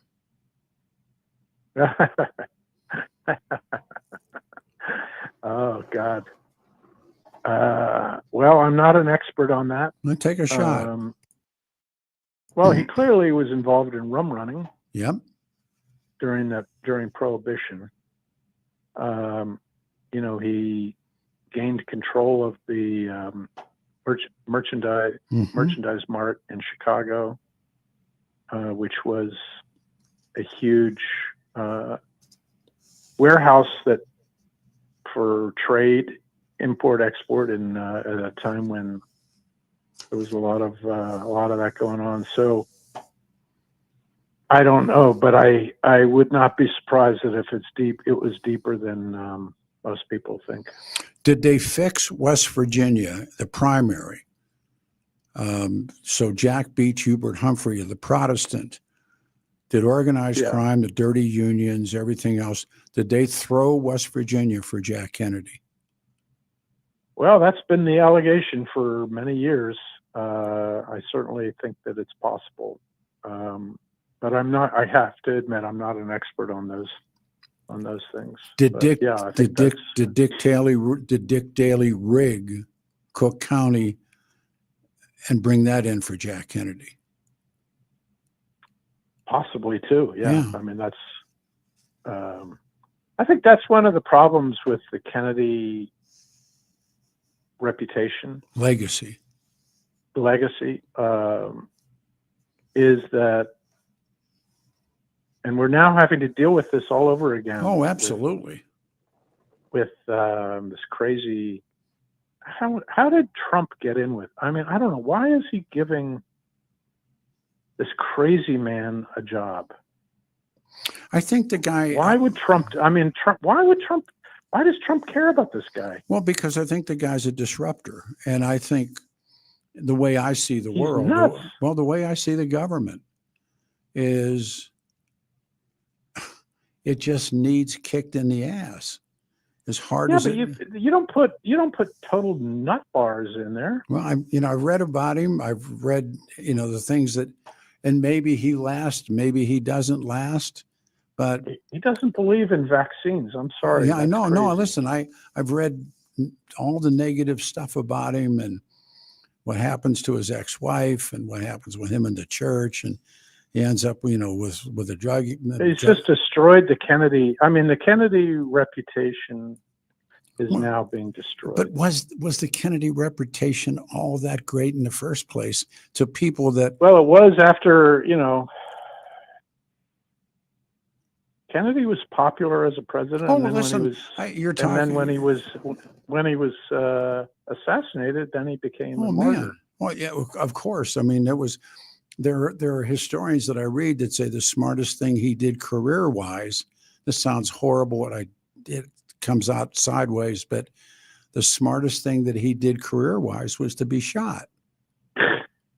Well, it's like Elvis. Oh, yeah. Dying was a great career move for him. Yeah, and if Jack, would they have been outside the White House singing, "Hey, hey, JFK, how many kids did you kill today"? Do you think there's anything to Jack Kennedy was going to get out of Vietnam? No, I don't think. I don't I think either. that's one of the. There's a lot of. It's funny because I had to deal with this because Frank Church believed that. Yes. Frank Church had been a good friend of his. But I don't think there. So I looked into it. I don't think there's a lot of I don't either. evidence of There it. was a letter. One I mean, letter. it's possible, but it's possible. But I think Why? I think it's possible that he wouldn't have escalated as much as Johnson did. Why was But I don't think he saw. I don't think Kennedy saw Vietnam as a huge issue at the time. no? It was So I think maybe it was a you brush know, fire. Yeah. yeah. But why was Johnny Rosselli murdered? Man. Well, I deal with that in my book, so I you know got you to do. read the book. I know you do. Yes, I know. He was, and this is fascinating to me because the 3 witnesses to the church committee were murdered, which shows John you Rosselli, how close. Johnny Rosselli, Sam Giancana, Yep. and Orlando Letelier. Mhm. And one of the things in the years after the church committee, people said, "Oh, they were just coincidences. Mhm. It really didn't have anything to do with the church committee." Nonsense. And I just don't believe that. I think that it's true in each case. There were other factors, but I also think that, for instance, Johnny Rosselli had been a mobster all his life. Were in Los Angeles and in Las Vegas, and he did have some relationship to the Chicago mob. And he had been in and out of prison, and the feds were putting pressure on him, and he did have to testify before a federal grand jury Mhm. about ownership of casinos by the Mhm. Detroit mob. Not long before he testified before the church committee. But I think the evidence suggests that the mobster who killed him or who had him killed was Santo Trafficante. Yep. And he may have done it with the approval of the Chicago mob, Mhm. which was mad because the Detroit mob was mad that he was testifying about their ownership of casinos in Las Vegas. And they wanted to swipe him into. He was. But I sorry. think that Trafficante wanted to kill Rosselli because he was Mhm. talking to the church committee. Yep. About Kennedy. About Kennedy. About their role with the CIA. Yes. If you look, Giancana agreed to testify before the church committee, and right before he testified, he was murdered. Yes. Giancana did testify, and right after he testified, he was murdered. He was murdered. The only member of the mob involved with that plot who was never forced to testify and who was not murdered was Santo Trafficante. And Santo was a boss. Yeah. And it would have taken. And Giancana had testified before a federal grand jury about activities of the Chicago mob. And so a lot of people said that was why he was murdered, and it wasn't because he was about to testify before the church committee. But I believe that they were both reasons led the Chicago mob to kill him. I think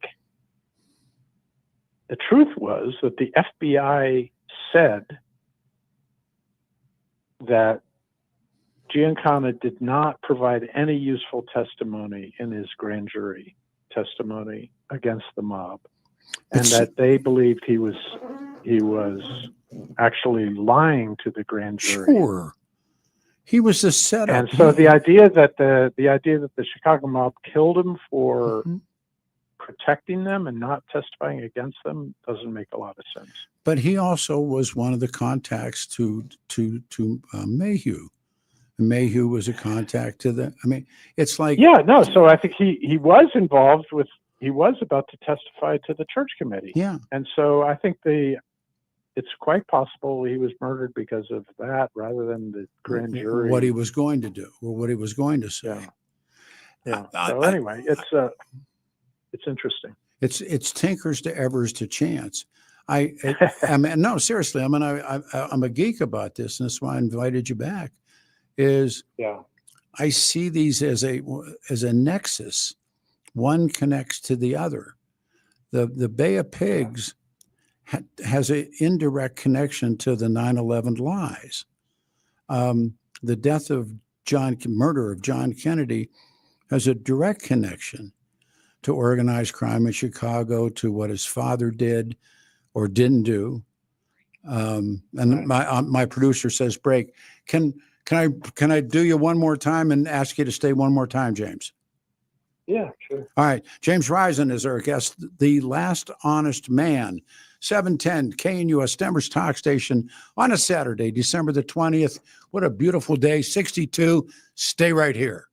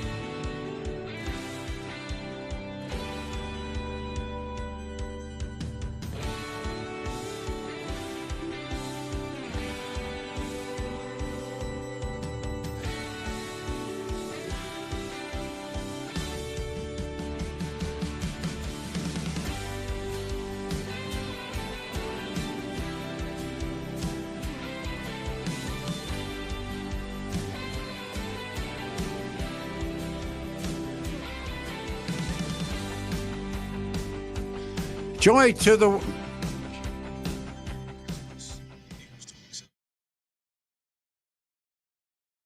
world, everyone. It is Saturday morning. It is December the 20th. I stepped on that. I'm sorry, Adam. December 20, 2024, 710 KNUS, Denver Stock Station. Saturday morning, I'm Peter Boyles. The weather's beauty, 62 and 61 on Sunday. And Monday, it is 54 degrees. The guest is just tremendous. I'm into his second book, and maybe I think he's great because he thinks like I think.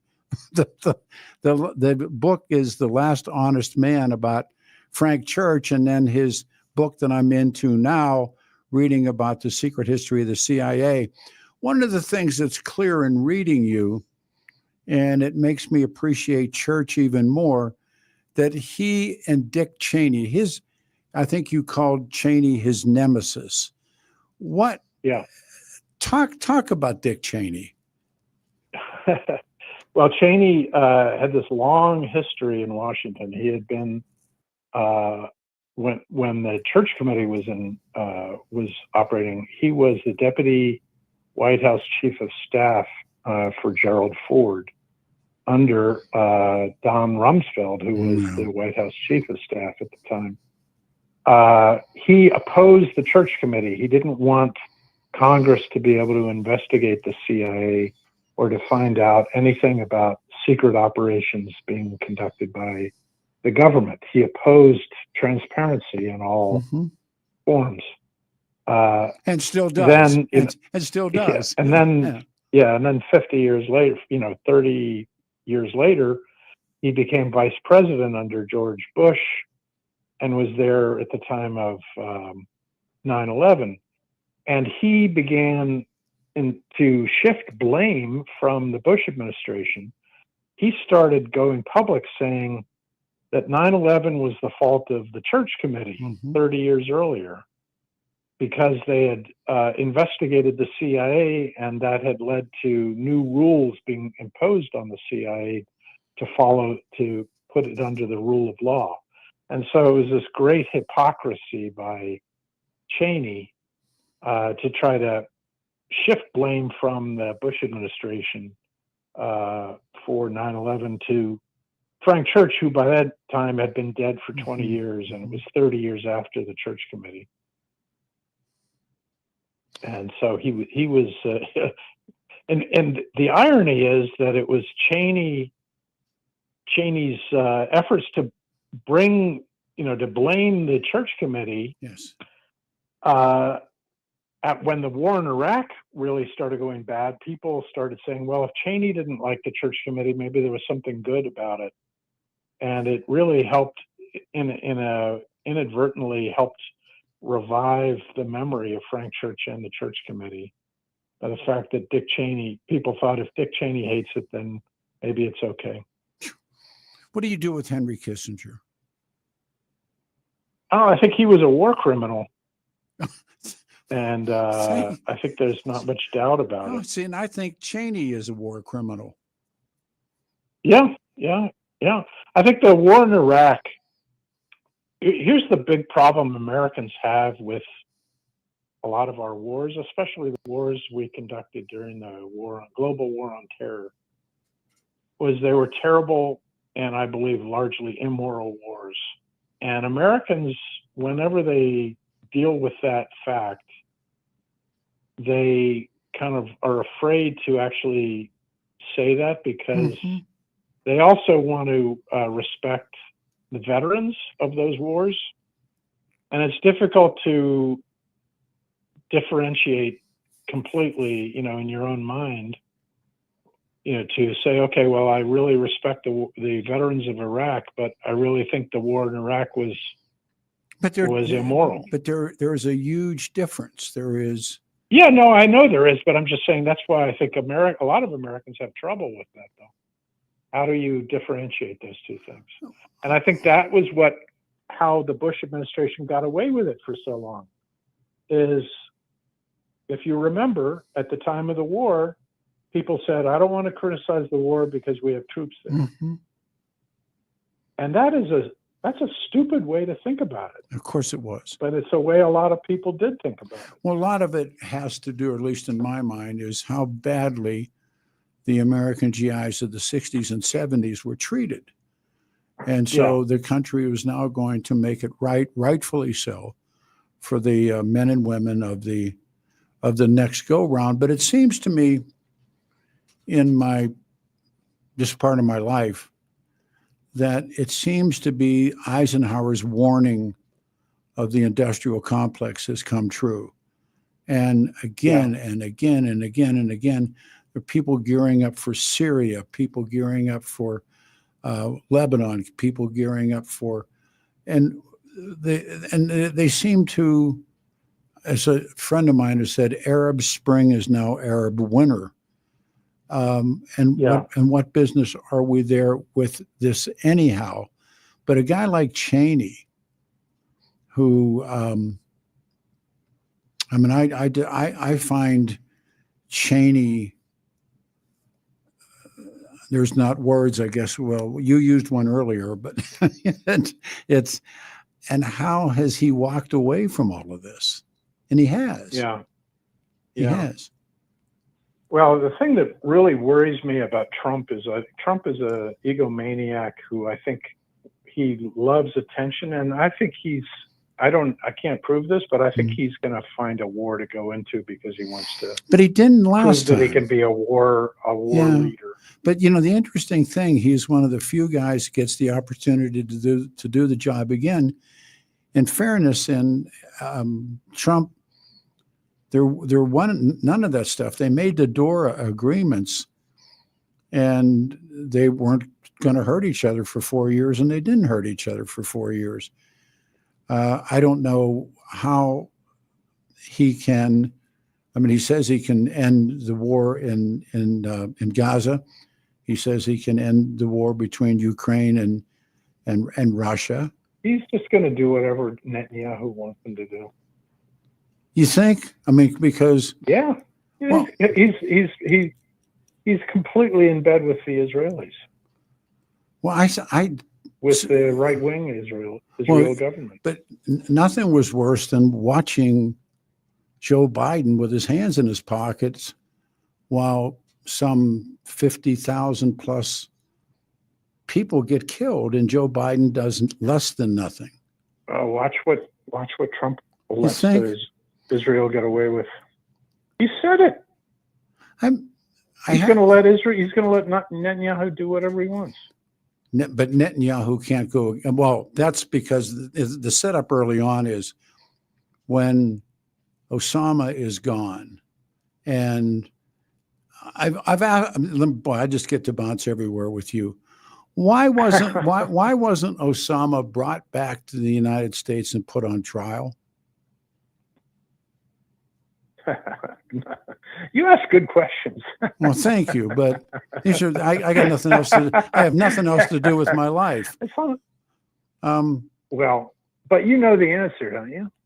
I have my own answer. It's because they didn't. The argument was, we don't want to make him a martyr. Yeah. And it'll lead to terrorist attacks on the United States. Nonsense. But that was one of the arguments they've used for creating Guantanamo too. That's my point. And it was a ridiculous. So what we ended up with at Guantanamo was a botched. They wanted to be able to put these people in prison forever without putting them in the U.S. legal system.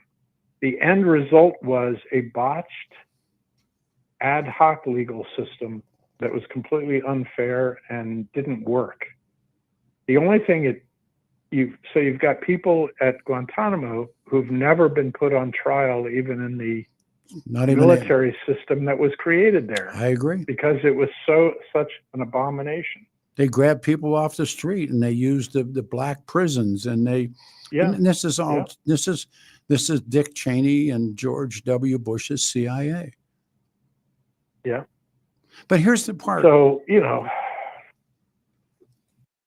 I'm pretty cynical, but You. Sounds like you are too. Well, no, I think at this part of my life and my chances of looking back on all of it, and I see a connection that just runs on and on and on and on. And Well, here's the thing that scares me today is Trump, I believe, is going to create a real deep state that is going to be very scary with the people he wants to put at both the CIA, at the FBI, and the DNI. I think he's going to create he wants to create something that is going to seek political retribution. And I think it's Kash Patel and some of these other people are very dangerous. But I look at what, I think we have always, if as a reader, under Hoover, or there's never been, as a little boy reading about what a great man J. Edgar Hoover was, it's anything but the truth. And Right. and Hoover. The difference between Hoover and Kash Patel is that Hoover was in it for himself. He wanted his own power. Oh. He wasn't the puppet of a president who wanted to go after his political. He wouldn't do it for Nixon. He would not do it for Nixon. Yeah, he did it for himself He would do it for Lyndon Johnson. to some degree, but he wouldn't do it for. He blackmailed the Kennedys. He had So he had Jack and Bobby by the throat. He had Jack by the throat. yeah. I don't think any of these. The problem, I think, again, as an old guy, is these were people that I held in esteem, and now I find myself looking just even at the Bay of Pigs or the Gulf of Tonkin, or the weapons of mass destruction, or I can make a list of things that these people told me that I believed for the longest time until now. I know. Books like yours on Frank Church had Frank Church. Why did Dick Cheney hate Frank Church? Because he was trying to tell the truth. Exactly. I don't know if I told you. I don't know if you know this, but that book, State of War, they tried to put me in prison for that. No. Yeah. Well, It's a long story, but wow. There was a chapter in that. That book came out right after I had done stories on the revealing the existence of the NSA's domestic spying program that Bush had approved. Yeah. Oh, yeah. And Absolutely. Cheney and Bush hated me. And then my book came out, and so they found something in my book to try to claim was a leak of classified information, and so they subpoenaed me to reveal my sources, and I refused. And then they threatened to put me in jail. So I went through that once with the Ramseys, of all people. But I tell you what. A lot of people hate what you said this morning, and one of the but it's true, James. It's one of the things about the truth, and I'm back reading Nietzsche, which tells you I got to get a life. But Nietzsche had this great line. He just said, "Anything that comes from the government, consider it a lie." And 40 years ago, I would have never believed that, and today I do believe it. It's just a lie. Yeah, well, They just tell you a lie. And we're now, who knows what's going to happen in Syria? Who knows what's going to happen in Lebanon? Who knows what's going to happen in Gaza? Who knows what's going to happen in Ukraine? I don't know. And what do these people want, and why? And it won't settle down. There's no past history of saying it'll settle down. What Bush and Cheney did in the Middle East will not be straightened out in my grandson's time. Do you believe that? Well, I think it's going to get worse under Trump.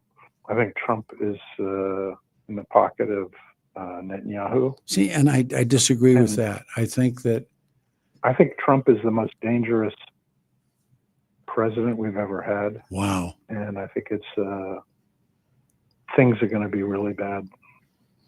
I look at what Biden and what was able to have happen, and I see a nexus between all of these people. And maybe Trump is this disruptor that can make a change. No, He can't. I disagree with him. Okay. I think he's just a total fraud. We will see. Thank you for just a wonderful, wonderful interview. I mean, I love guys like you. I do. Well, the thing that I've been in Washington a long time, and I've learned that it's funny. I turn against presidents before other people do because I see them up close and see what they're actually doing. Yeah. And I realize it's so funny because, like, I was turning against Bush. I was saying things about Bush, and people were saying, "You're a traitor. You're a traitor." Oh, I heard all of that. Yeah. Now it's so funny because now everybody agrees the war in Iraq was a terrible idea. Oh, where were all those people in 2003? Same thing was true in 1965, and same thing was true, and it was true again, and it will be true again. And unless somebody calls them to and says, look, and this is again what I know we disagree, if somebody can finally be transparent enough to expose what these bastards have done for 75 years to try and stop them, finally try and stop them. But don't you think that all the military hardware that's pouring into Ukraine under PL 480, that the American taxpayer is paying for all of this? And so Biden gets us into a surrogate war with Putin, and I'm thinking to myself, what's my end of that? I think that the truth is that Putin is a dictator who wants to rebuild the Soviet Union. Oh, there's no question.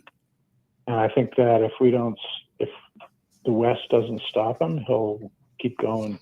But he's up against the same thing Jack Kennedy was up against in the Bay of Pigs, or excuse me, in the Cuban Missile Crisis.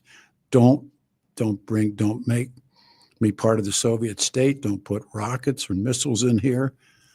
I can't tolerate it.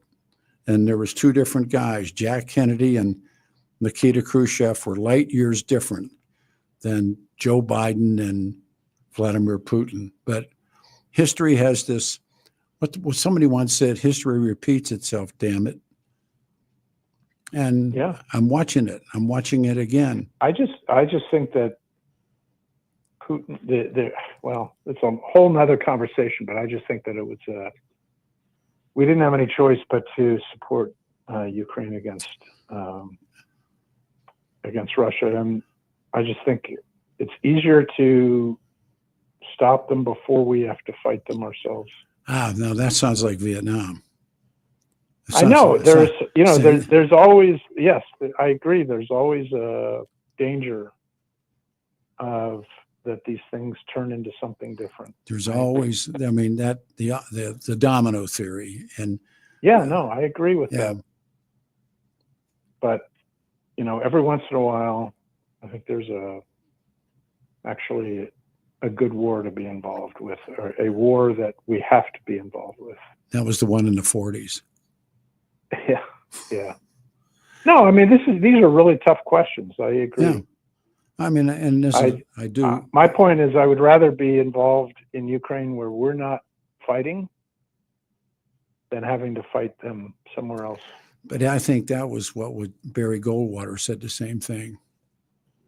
Yeah, I know. That's the how do you judge these things? Mm-hmm. That's reading the hard part. I'm reading America Firsters right now, Brands' book on Lindbergh and Roosevelt, and it's recommended. I mean, I can't put the book down, and it's about precisely the same thing with Charles. Yeah, but there were people who said we shouldn't be involved in World War II. Joe Kennedy. And they were all the same arguments made. Well, and I'm also reading, Adolf Hitler did a second book that really wasn't published until 1961. And he wrote it in 1928 about what he was going to do to the United States of America. He thought there was going to be, he would finish this war, wait, rebuild, and then begin a war against the United States of America. And I mean, those guys, and that's what makes history this wonderful craft that you can't get away from. And you do a wonderful job with it. I'm getting asked, what is your website and how can people get your books? Oh, well, I don't have a website. Me and you. But you can buy them on online, Amazon, or wherever you want. You know, they're The Last Honest Man is published by Little Brown, and it is available both in hardcover and paperback and audio and Kindle and everything. We will meet someday. I really, I mean, just the time that you've given me reading, thank you very much, James. Really, really meant a lot. I love that stuff. And Great. yeah, I end up at the same place, but I go. Yeah, I mean, we're not going to agree on everything. No, I'm not talking about agreeing and disagreeing. I said, we just we end up at the same place about what these people have pulled some. They've done it. They've gotten away with it. They profited. I keep coming back to that moment in Section 60 with Paul Wolfowitz. Yep. That I had, and there's no moment in my life where the abstract became concrete. Yeah. In a more direct way than that. I felt that way about Nixon. I felt that way about Lyndon Johnson. I felt that way about certainly W. I feel that way about these people. And I think, to what end? Yeah. To what end? Yeah. You take care of yourself. You're an important man. James in his last, no, man, I'll tell you what, guys like you, I love guys like you. Thanks. Yeah. Risen, first name James. This book is The Last Honest Man about Frank Church. And he really was a decent man, wasn't he? Yeah, he was. And they hated his ass too. You take care. I promise we do this one again. You take care of yourself, sir. Thank you very much. I always enjoy talking with you. You're kind. Take care. Thank you. All right. 303-696-1971. Wow. Open lines, 303-696-1971. I'm happy today to tell you about Water Pros. Now, this is one of those, bring them in. Water Pros cares about the quality of your water. You remove forever chemicals, microplastics, hard water. Water Pros, Peter Boyles special. You get whole water softener. You get point of reverse osmosis drinking water systems fully installed. But first, have them come out and do the test. Start the process. Go to waterpros.net and sign up for your free in-home consultation. They come to your home, they test your water, they answer all of your questions and your concerns about your water. I trust these guys with my water. Do it. They installed the system, and it's just amazing. Makes the difference. Water Pros, family-owned, veteran-owned business dedicated to providing you with the best in water treatment for less than the other guys. Go to waterpros.net today. Request your free water test. 303-862-5554. You can probably get it done up until Christmas. 303-862-5554. 303-862-5554. And just ask them to come and test your water. They are just the best. Waterpros.net today.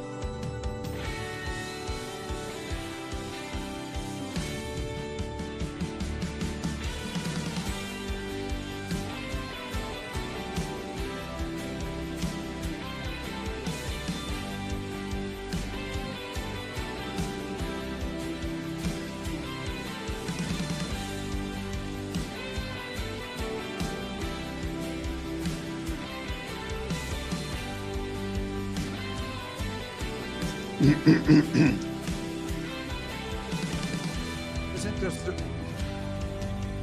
this is the song they wanted to ban, isn't it? Stupid. A song that gets a lot of controversy.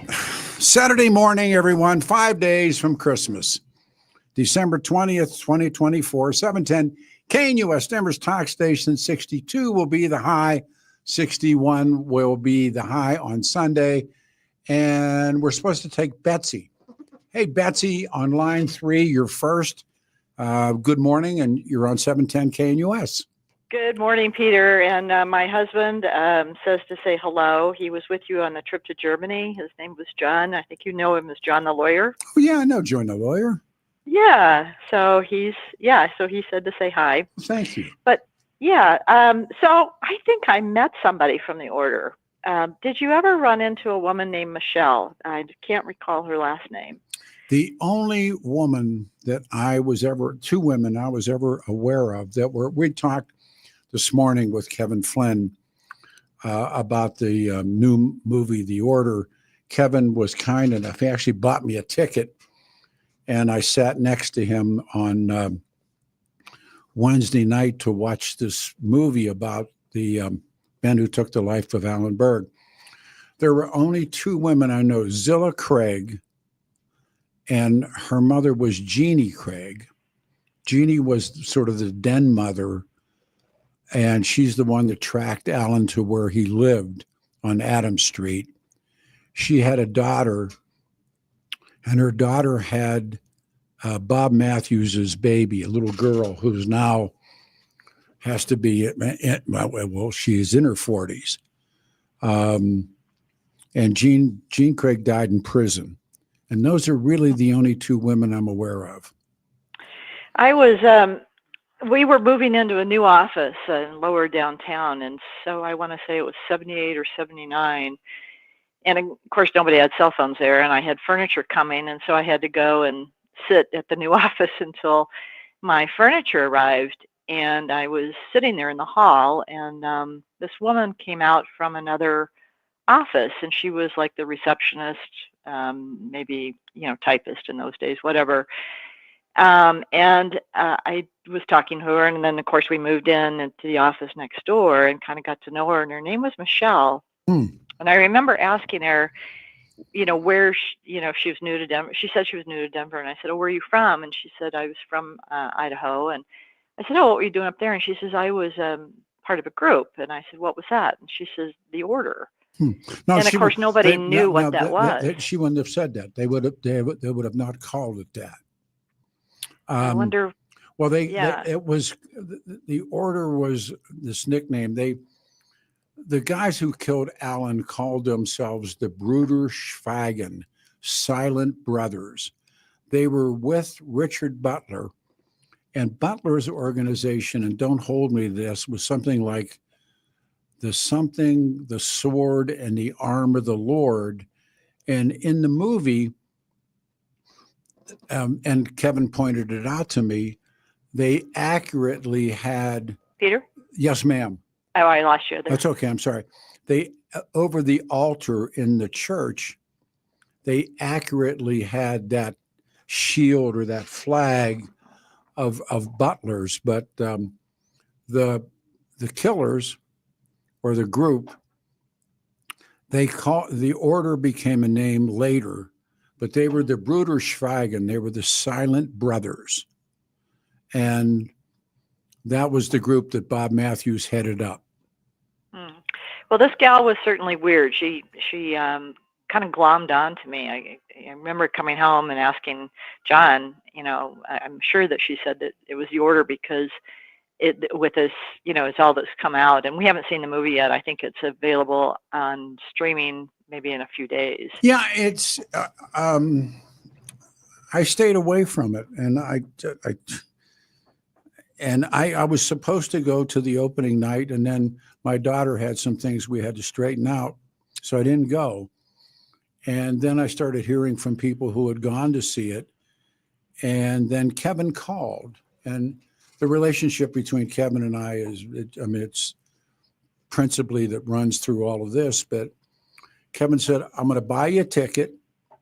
And no, seriously. And he said, I want you to come and sit with my wife and I. And his brother was there, Kevin's brother, and his kids.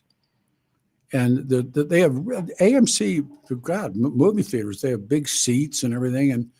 And I sat next to Kevin, so we could kibitz. What's the word, kibitz? We could talk about it, and it was a pretty empty theater.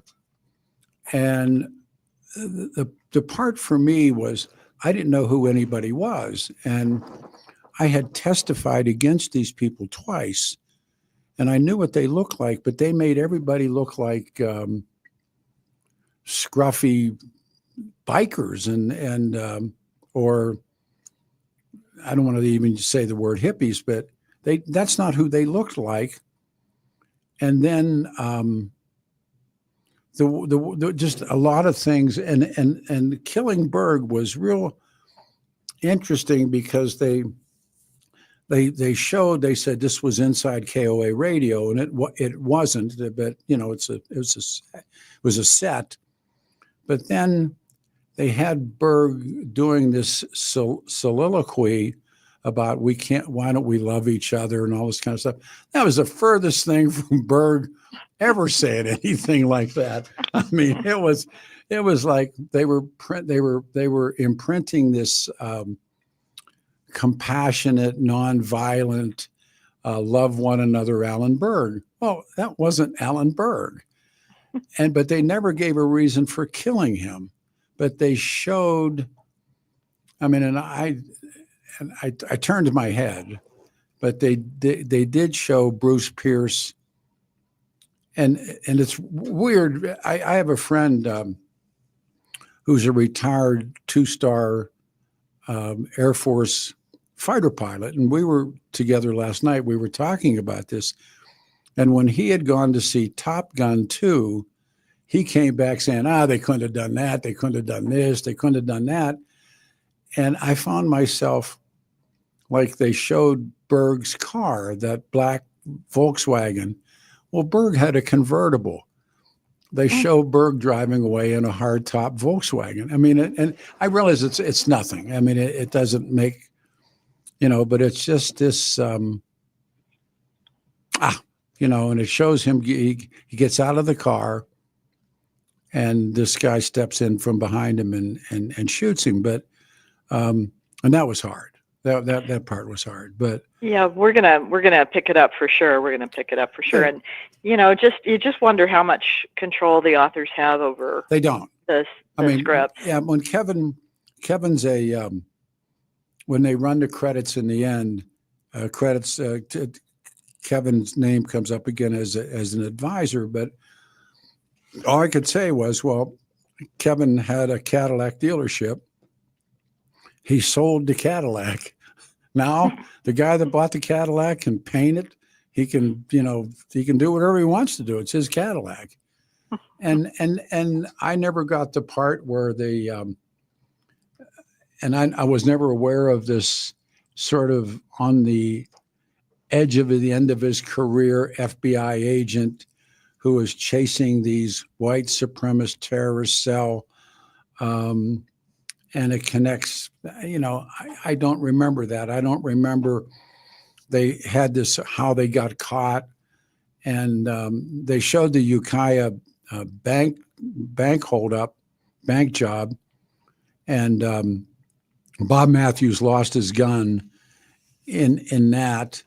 And then they had another guy who was out of Philadelphia that ended up coming in and collecting and he should have never been given a nickel because he was a counterfeiter and he was working for them in Philly.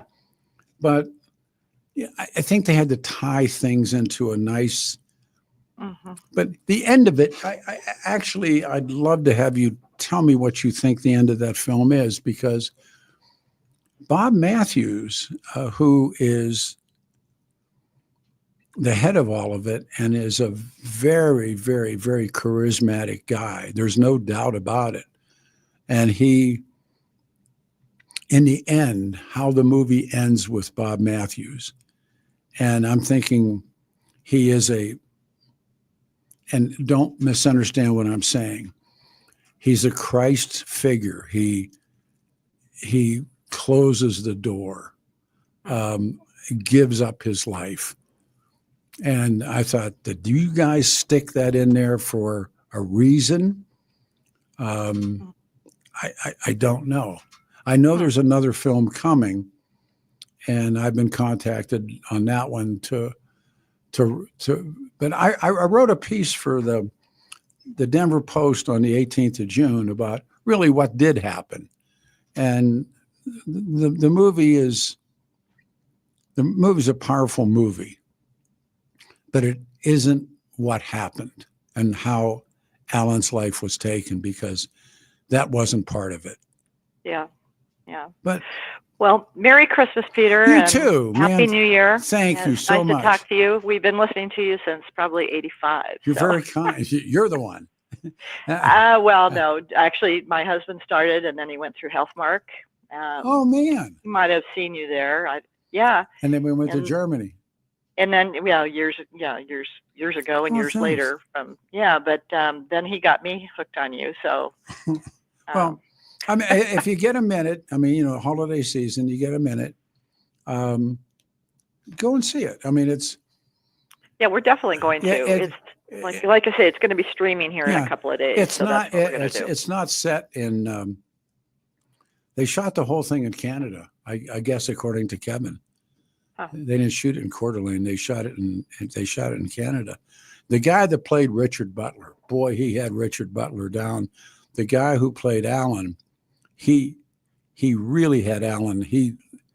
Alan had gray hair when his life was taken, but he really had the whole Berg thing going on. And the guy that played Bob Matthews, the rest of them, they didn't.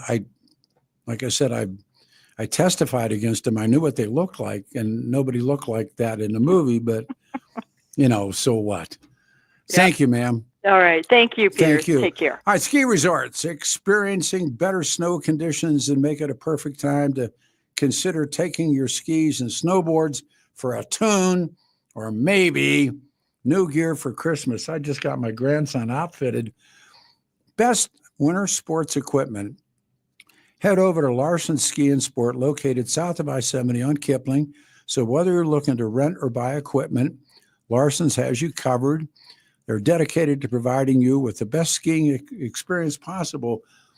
Jack Marriott, who is John Marriott's son, the boy can ski and the boy can fit boots. The convenience of Larson's is unbeatable. The main drag is like I-70. So if you're going west on I-70, you get off on the Kipling exit, come down the ramp, make a left, come underneath the tunnel, underneath I-70, come out on the other side, look to your right, and you'll see a big wooden box, the Big Wooden Box store. That's Larson's 7 days a week.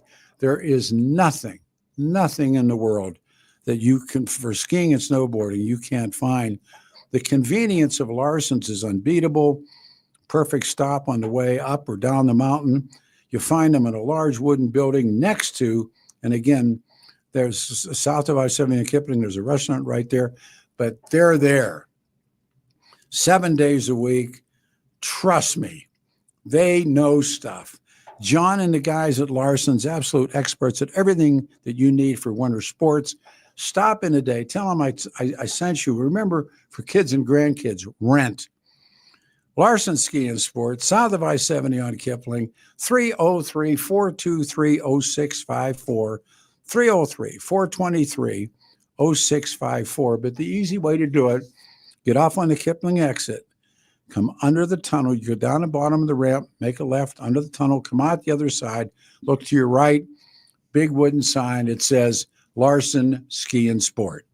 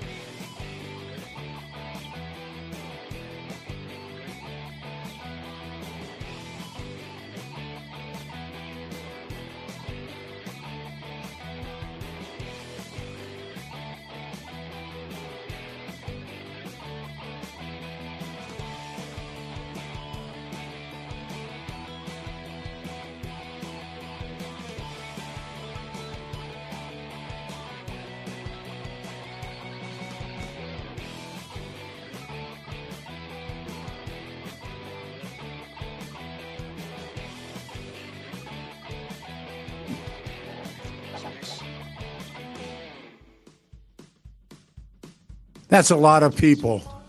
Huh? Saturday morning, December the 20th, 2024, 710 KNUS. You may or may not know this from talking to the other guys. We're working out of another studio as they are revamping the original on air. So there's all the kind of this hand, that hand, this goes good and that goes bad. 62 will be the high and then 61 on Sunday. Let's go to Florida with Ron. Hey, Ron, welcome to the show and thank you. Yeah, thanks, Pete, for taking my call. Hey, I used to listen to Alan Berg back in the late 80s, I believe it was, when we lived in Pueblo, Colorado. And that's how I got on to listening to Rush Limbaugh. Oh, yeah, sure. By listening to that station, you know. Sure. And my wife got interested in it. And so we became big fans of Rush Limbaugh, which turned into a great thing. But anyway, I just love your interviews with different authors. It's just fantastic.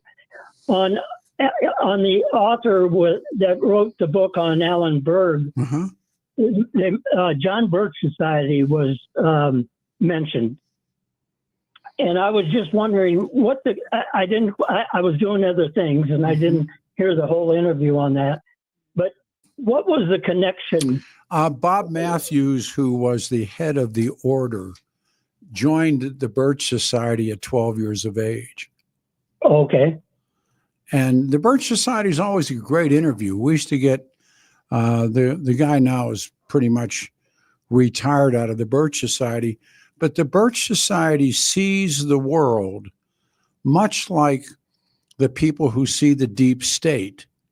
The Birch Society believes that the government has been controlled by a very small amount of people for a very, very long time. The Marxists believe that same thing. It is interesting now in 2020 to hear people on the right side of the ledger saying exactly the same things that were being said in 1968. And the Birch Society was saying those things prior to that. I mean, John Birch was that missionary that was killed in China, and then they named it. They named it after him. But it's this ideology is not new.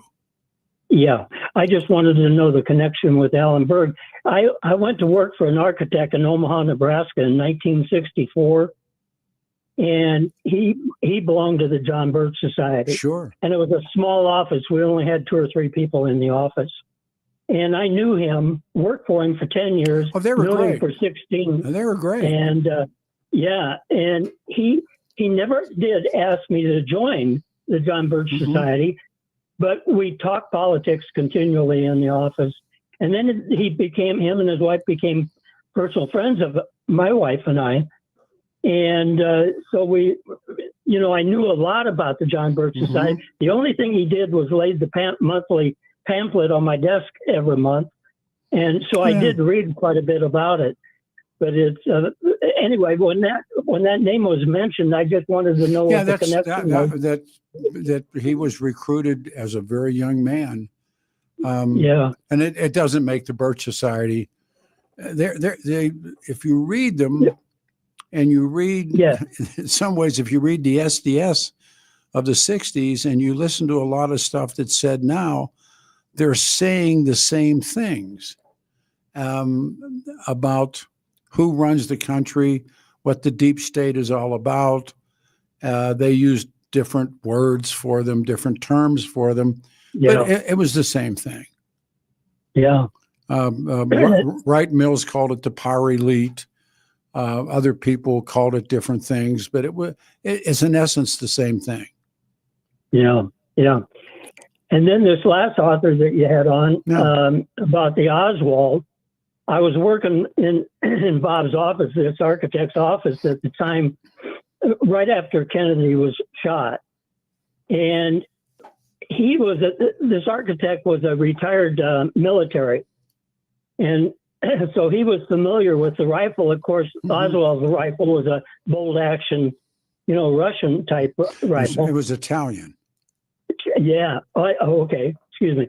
Sorry. And he right away, it was Bob's opinion that there is no way that he can shoot that rifle. A lot of people said that 5 or 6 times or whatever it was. Yeah, 3. In that 8 seconds or whatever. A lot of people said exactly the same thing, and that continues. Yeah. And, I got to cut for a break.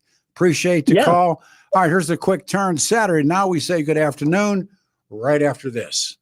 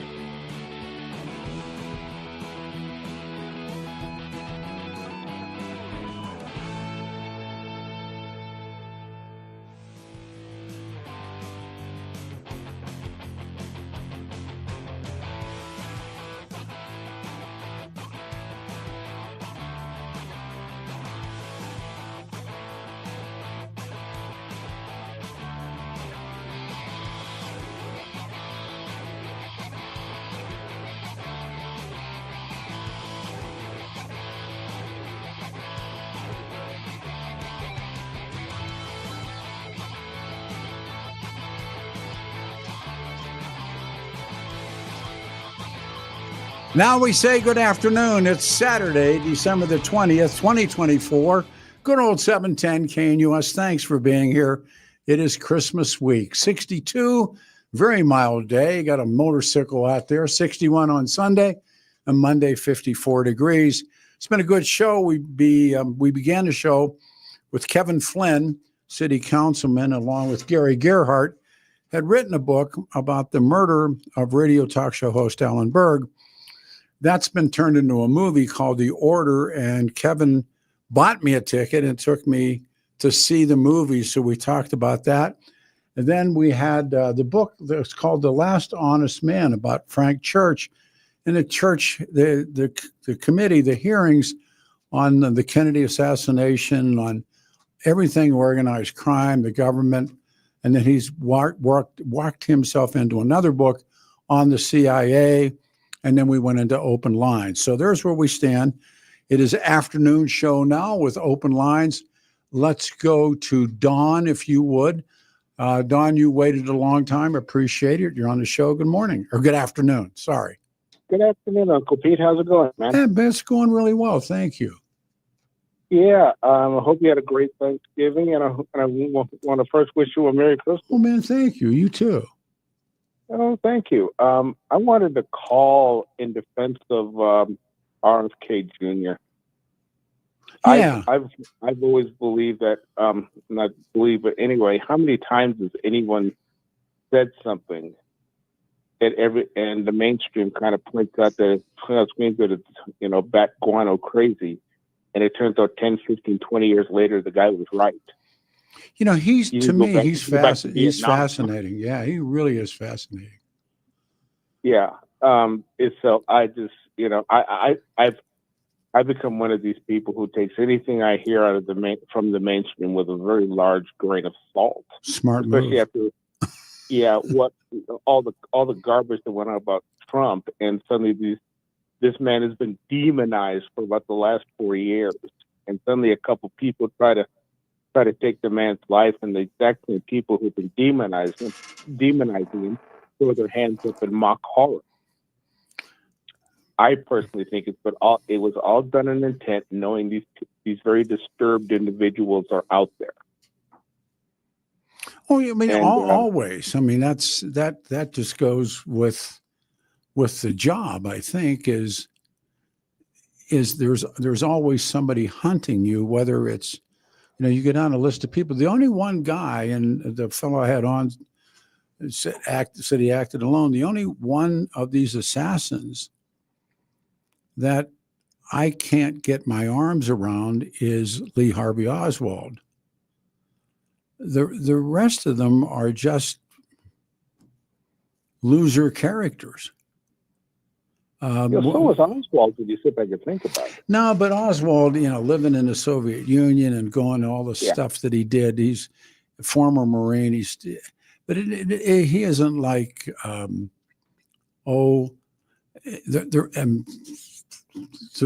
rest of them. The two numbskulls that tried to kill Trump. Yeah. Yeah, I mean, those kinds of guys, and then there's the Hinckley, the guy that tried to kill Reagan, and then there was the guy that shot George Wallace. They're just one out. But the two, and the other one too, really is the guy who shot Dr. King. He's a question mark too. James O'Ray. James O'Ray. Yeah. I know this is going to sound a little bat guano crazy to some people, but I really do believe Hoover had something to do with that. Well, this sounds crazy. If you paid for the phone call, you could talk to him. And he was in a place. Yeah, I did. I talked to him, and he was in a place, and I think it was called Brushy Mountain. It was a federal penitentiary in Georgia, and if you wanted to pay for the call and arrange the time, and his brother was a better interview. His brother, but there is a really great book, and the book is entitled "Hellhound on His Tail." Yeah, I read it. Yeah, and well, that's a line from Robert Johnson. But if you read that book, then what do you come away with? But his brother, who I interviewed, his brother said, look, he said, my brother, James Earl Ray, he said he was a thief. He was an upstairs man. He was, how does he get a passport? How does he get to Europe? How did he end up in Spain with He was living in with a brand new Mustang. He was living in a whorehouse in Spain. I guess it was living the dream for James Earl Ray, but still, again, how does that happen? Yeah, and part of the people believe, part of the conspiracy theory is that he was in the penitentiary, and he overheard a doctor who was, a government doctor talking about this bounty that was on Dr. King, and that he went out to collect it. Yeah. And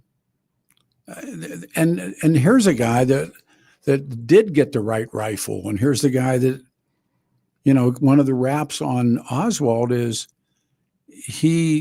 there was no gun laws, back then.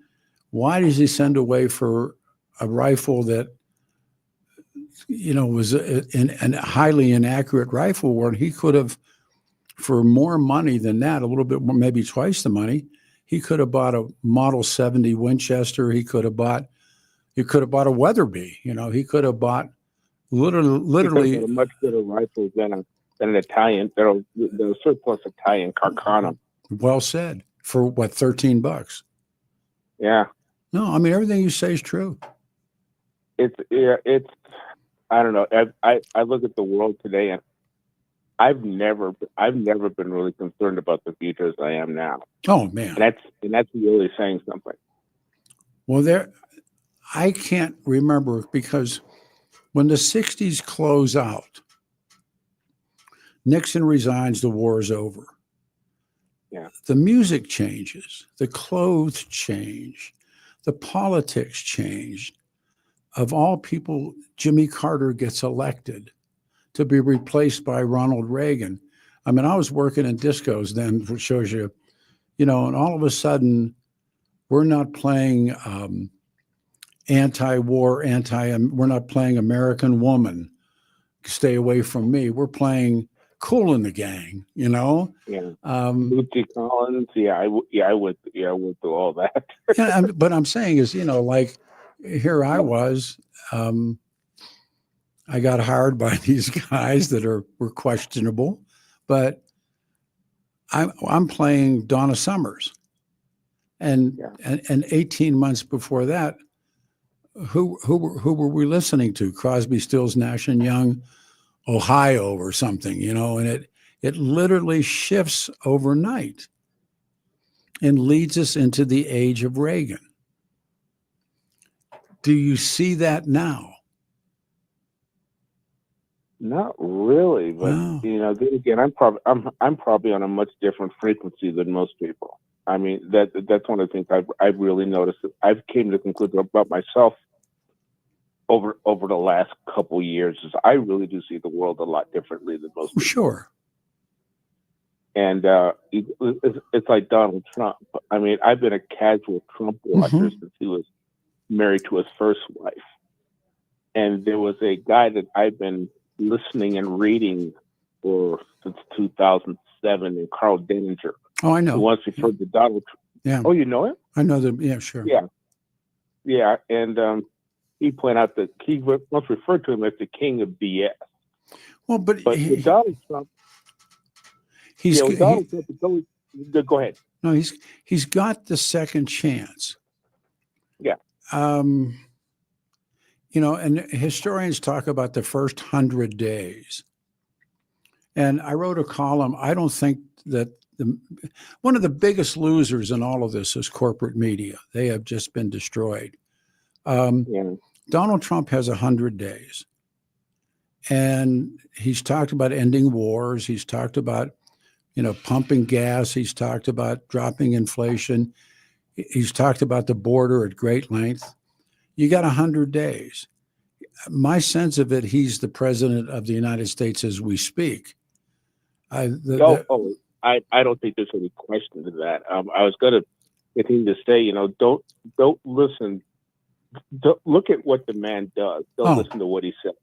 Yeah. And so when this 100 days begins, and at the end of the 100, if things are going in the direction that he said they would, then things are going to be, there's an old line, you want a president to do well, because if he does well, you'll do well.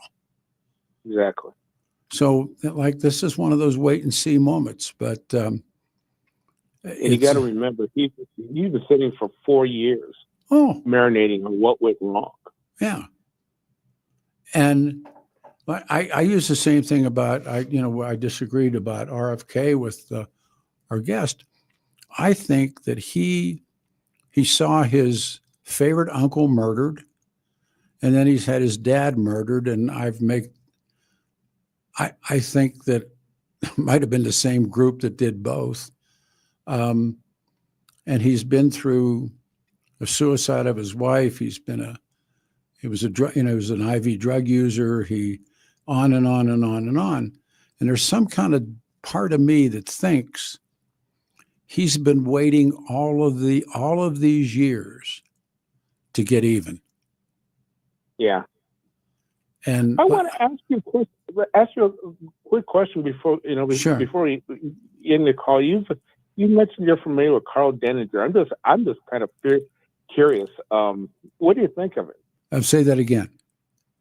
Carl Denninger. You mentioned you were Sure. familiar with him. Yeah, I'm sure. Curious what you think of it. I like people like that because he's an out of the box thinker, and like this last guy we had on here, and make sure you think, don't get all mad and scream and get him off the air. Listen to what he has to say and let it filter through. Yeah, that's the thing about Denninger. He had a podcast. Oh yeah, no, I know who he is. Yeah, and he's okay. He's not for the faint of heart. No, but it'll that's definitely make you think. but that's what makes it work. Thank you so much. You have a Merry Christmas. You too, man. Let's go to line 1. Hey, Jim, good afternoon, and thank you. You're on the radio show. It's a Saturday. Jim. Yeah, good afternoon, Peter. Hey, man. I'll just open this up by saying, can you hear me? Yes, sir. Go ahead. If I don't hear your show, I feel like I lose brain cells for the week. That's funny. Thank you very much. I'll steal it. I'll steal it. I got to tell you, it's just like every week it's a different experience, and I just got to say I have it set in. If I don't hear the Saturday show, I just feel like I missed out a lot. But going on, I'm just going to say a couple things. I thought you had a great guest. I totally disagree with him about Trump. I think the people, Tulsi Gabbard, now in charge of intelligence, he is a disruptor. You're exactly right. And he's brought in people that are disruptors. Yes. The deep state is so locked in here that if Trump doesn't change course, we're going into Third World War, either with China or Russia, one of those two. And I just see that. I honestly believe God's hand is in place on this election, because we were going down a path where Biden was going to get us into a war. No, not Biden. The people that are behind the sheets of Biden, who we don't know who are pulling the strings, because he's not been running this country for 4 years. And we don't know who has been running this country. Do you know? No, I don't. And it's scary as hell. But again, we were talking with that one caller. As a reader, and my dad brought home a book. I don't know how old I was. The book was entitled "None Dare Call It Conspiracy." I don't know if you know that book or not. And it was followed up by None Dare. I think maybe None Dare Call It Treason was first. And then there was a book that came called Trilaterals Over Washington. And I'm like 13, 14 years old, and I'm reading this stuff. And then I fall into reading the Marxists, and I fall into reading, and I meet the Birchers through radio shows, and the Birchers would come in, and believe it or not, they would all three say much of the same thing. And then I'm starting to read Washington, and I'm starting to read Eisenhower, and you realize that these people are pretty much telling you the same things. That maybe about maybe you can make it later, but by 1946, maybe this country is now in the hands of people who are simply making enormous amounts of money just from keeping this country at war. And if you think about since 1946, yes, it's an endless war. And against whom? Yes.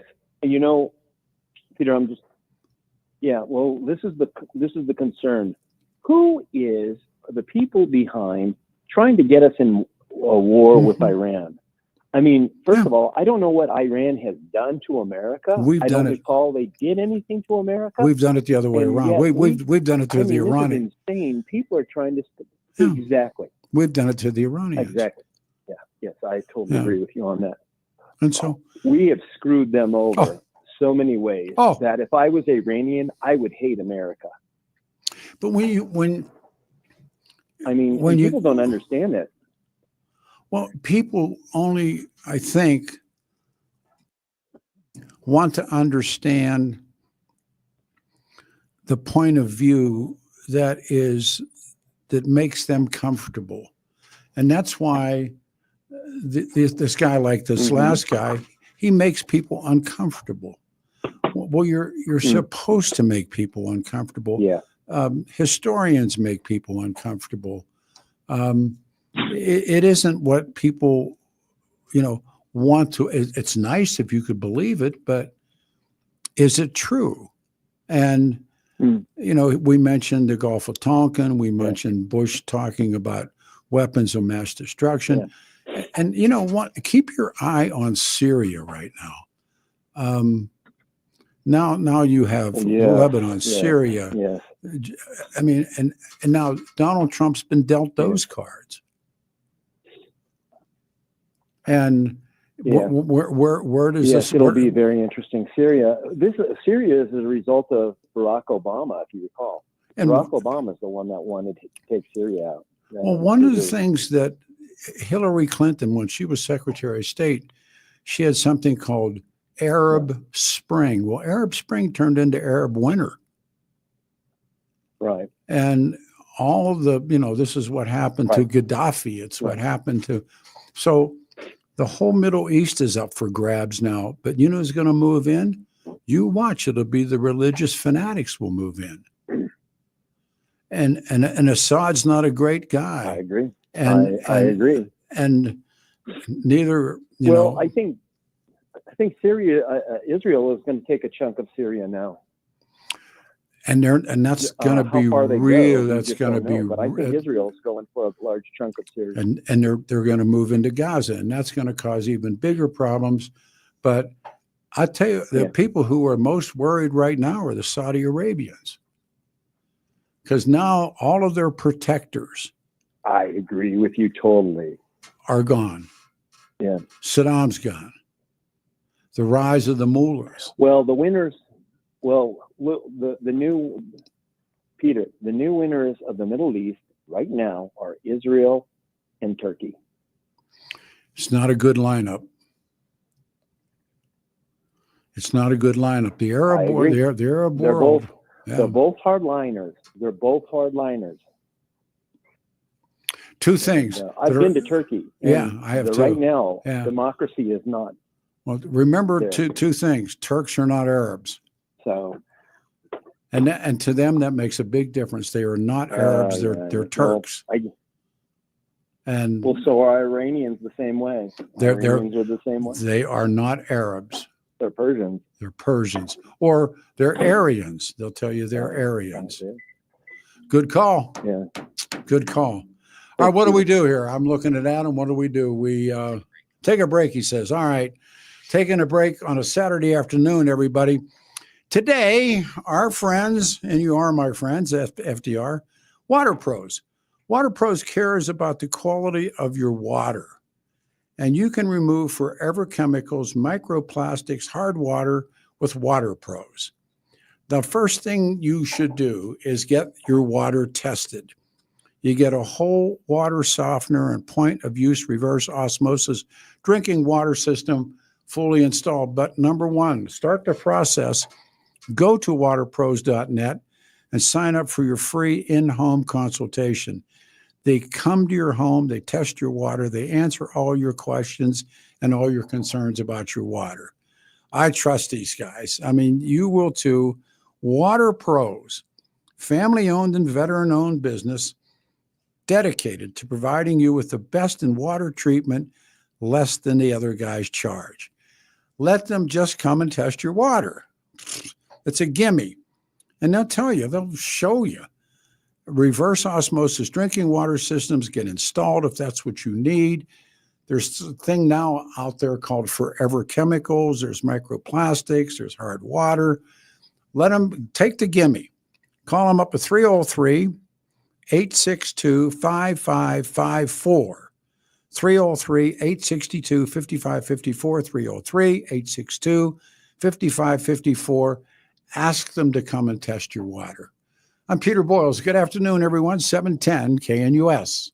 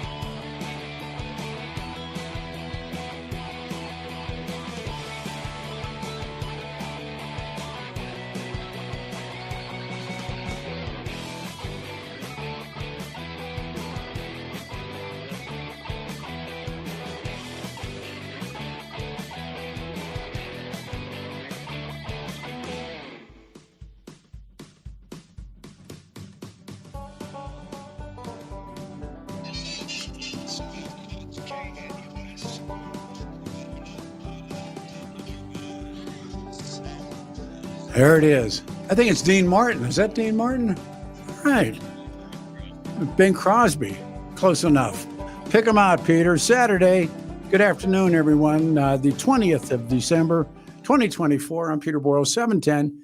KNUS will be back here next Saturday, and all be well for Christmas. I've done this song since I worked with Bob Lee at KLEK. And depending on how you grew up, and this is from there was a play first and then a movie entitled The Best Little Whorehouse in Texas. And nobody does this song like Dolly Parton. And I would not be doing a good Christmas show if I did not do this song. It's for my sister Judith and myself. Play it, Adam.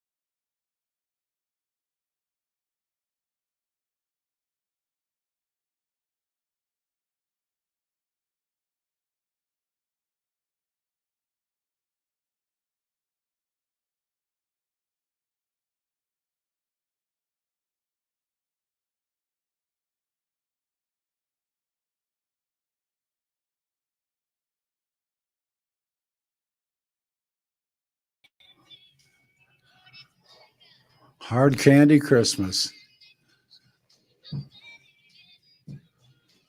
Yeah. If you know them, you know them. Huh?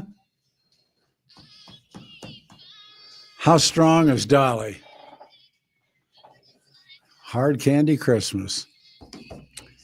It's a Saturday. Good afternoon, everyone. The 20th of December, 2024. And I got my motorcycle out there. 62 will be the high. I'll see the Devil's Head boys here in a little bit. 61. And on Monday, 54 degrees. We'll be back the following Saturday. 710 KNUS. I think we go to Joe. Hey, Joe, you're on a radio show. Merry Christmas. Good afternoon. Merry Christmas, Peter. You turned me sideways playing that Dolly Parton song. You love know, that. do you know, I mean, can you relate to that song? Oh, hell yes. Yeah. I want to tell you something. You know, Dolly Parton, she's a treasure. Oh. I don't know if you knew this, but, you know, I'm not big on contemporary country. I like classic country and this and that. And so I listen to different streams. But you may have never heard this, but Dolly Parton does Stairway to Heaven. Yes, and she does. Incredible. It's incredible. Can I tell you a story for what it's worth? Dolly, Sure. I met her. She had broken from, it shows you how old I am and how long ago this was. But remember when she broke from Porter Wagner? Probably before my time. All right. So Dolly sang with a guy named Porter Wagner, and she broke from him. And she was the hottest thing in country music. And Bob Lee and I were doing the morning show on KLEK radio. And she was playing the Auditorium Arena. So me and the old man, we get the front rows and we go. And she has a backup group. And I'm telling you, she killed it. And because in those days, in those times, then these people would come and do the radio shows with you. And I was so pumped. She was like maybe the third or fourth big name person I met. And Dolly came in a limo, and she's about 4'0". Right. And handsome Roger Thompson, a legendary disc jockey. Handsome Roger was our promotions guy but he did 10 to 2. And he had on a t-shirt that said, "Eat my shorts." like we're disc jockeys. Sounds like The Simpsons. Yeah, we're disc jockeys. And she came in. It was Roger, myself, and the old man, and Dolly, and her managers and stuff. And I'm telling you, you could not ask for a more wonderful. I mean, I'm in awe of her. I don't even think I even asked her anything. I just kind of sat and stared and said, God, I'm in the same room with Dolly Parton. So I'm so much on the page with you. I was going to say, is there a more sweet or sincere person than her? For real. In spite of her fame and everything. Oh. Yeah. So she taught me a lesson. And I tried to describe this, but did you ever see the movie The Birds, Alfred Hitchcock, The Birds? And of course, and years ago. So the woman that is outside, the teacher's inside with the kids, and they're doing knick-knack, paddywhack. And she's smoking a cigarette, and there's we used to call them jungle gyms. And there'd be one bird, two birds, and she'd look away, and she'd come back, and there'd be 20 blackbirds, and she'd look away and come back, and there'd be birds. And remember how Hitchcock did that? Where pretty soon. Oh yeah, classic. So this is old KLAK radio off of Hamden, off of 285, and pretty soon there's like 5 cars in the parking lot, and then there's 10. And then there's 20. And then there's people parking up on the front. I'm not making this story. It's the birds. It's the birds. And it was just like the birds. They had come because she was there, and they just wanted to see her. So that's so cool. So the gig's over, and Dolly's limo was at the bottom of the stairs. And there was a certain unnamed person who said, here's what we're going to do. We're all going to get around Dolly, and we're going to push through the crowd. She's getting in her limo and she can leave. And she turned around and she said, stop. She said, you see these people out here. She said, everything I have in the world, I have because of them. Awesome. And honestly, Joe, she went down into the crowd, and this is before phone. Awesome. This is before phone cameras. Remember those? They were called throwaway cameras. They were made out of cardboard. Yep. They were yellow. We had those at my first wedding. Yep. My first wedding. I love that. And I mean, she stood around for, legitimately 45 minutes, an hour, taking her, holding. Really amazing. Oh, and then she got in her limo and left. So Schmodo, I'm standing there watching this, and I said, now that's how it's done. And I said, if I ever, and I've never been on that level, if you ever get on that level, you behave that way. And the other guy I saw do that was John Elway. And when I was working at KHOW, it was all under the umbrella of KOA, and we were all together. And we were going to Cheyenne, because we always did a radio show in Cheyenne, which is another million stories. And we stopped at the Broncos, where I think in Greeley, I think is where they were doing camp.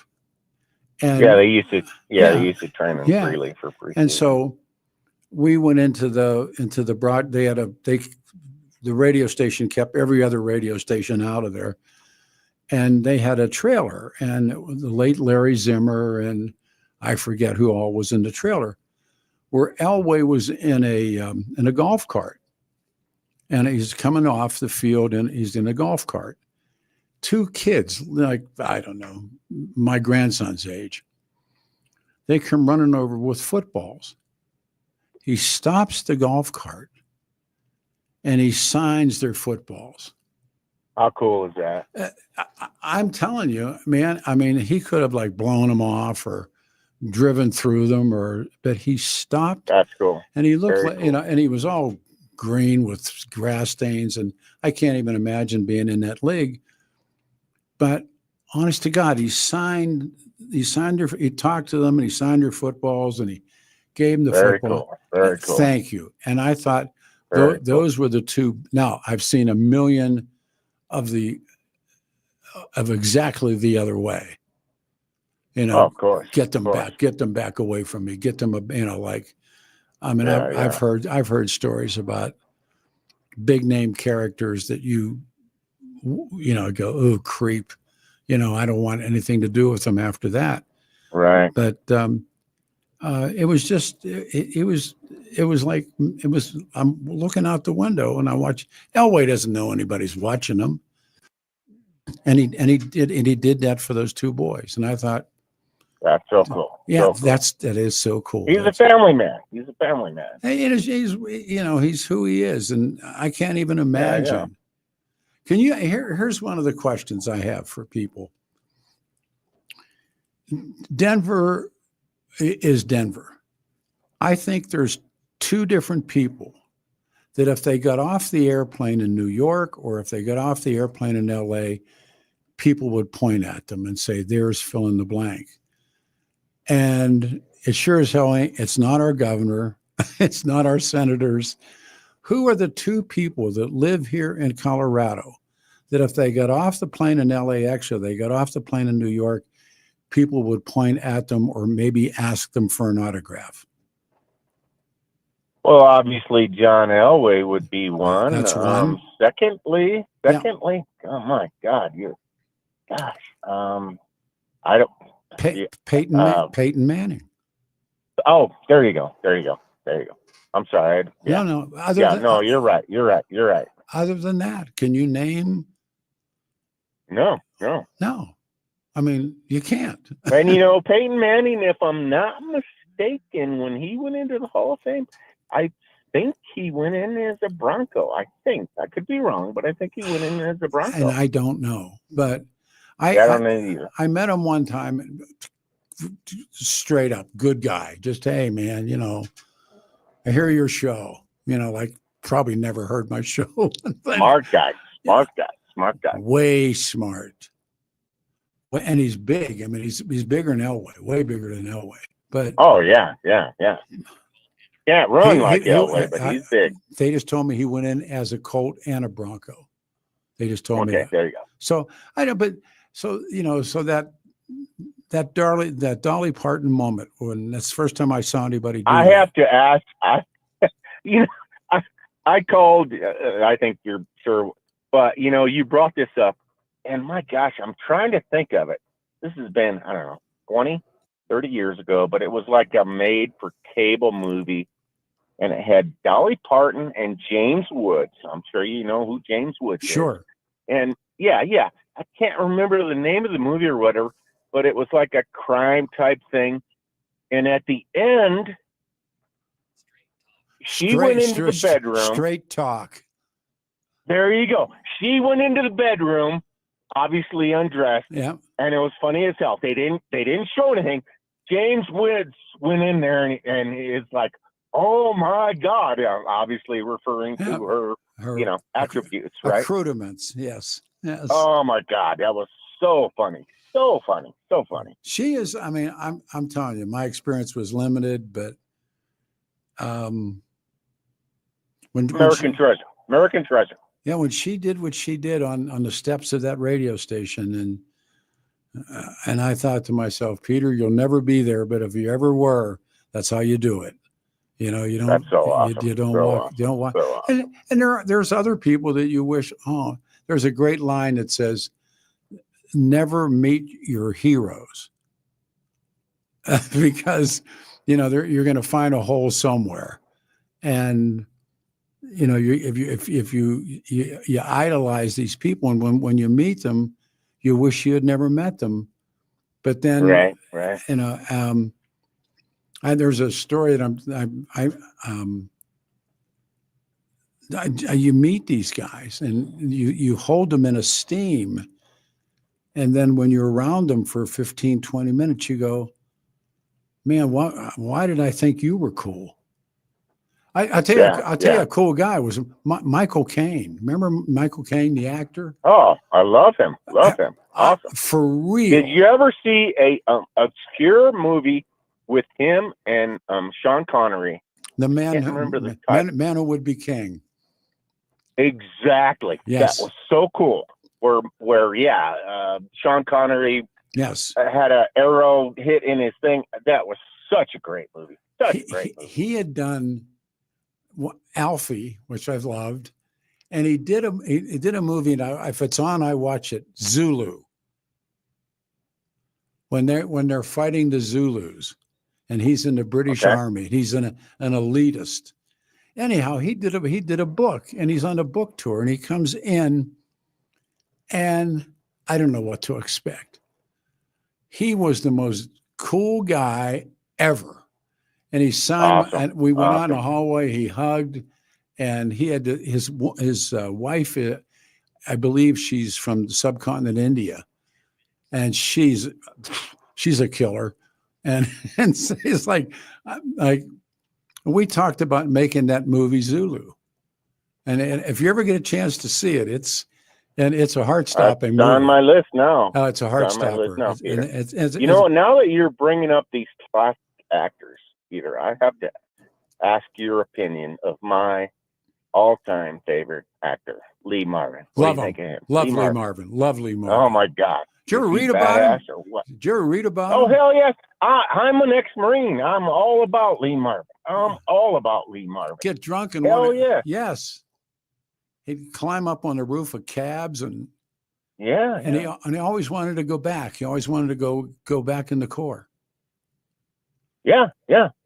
And I actually recently read he was in, I think it was Saipan. Yes, and he got shot. Which was just well, it was just horrific. I mean, just horrific. Horrible. And those invasions, the Marines were outnumbered like 5-1 or something. And he was a scout sniper, and one badass dude. I love Lee. Anytime a Lee Marvin movie's on, you watch. Oh hell yeah, Capaloo, and you know what? It was panned for whatever. Paint your wagon. He sings in it, but he was drunk the whole time they made it. Him and Lee Marvin. Him and Lee. I'm sorry, him and Clint Eastwood singing it.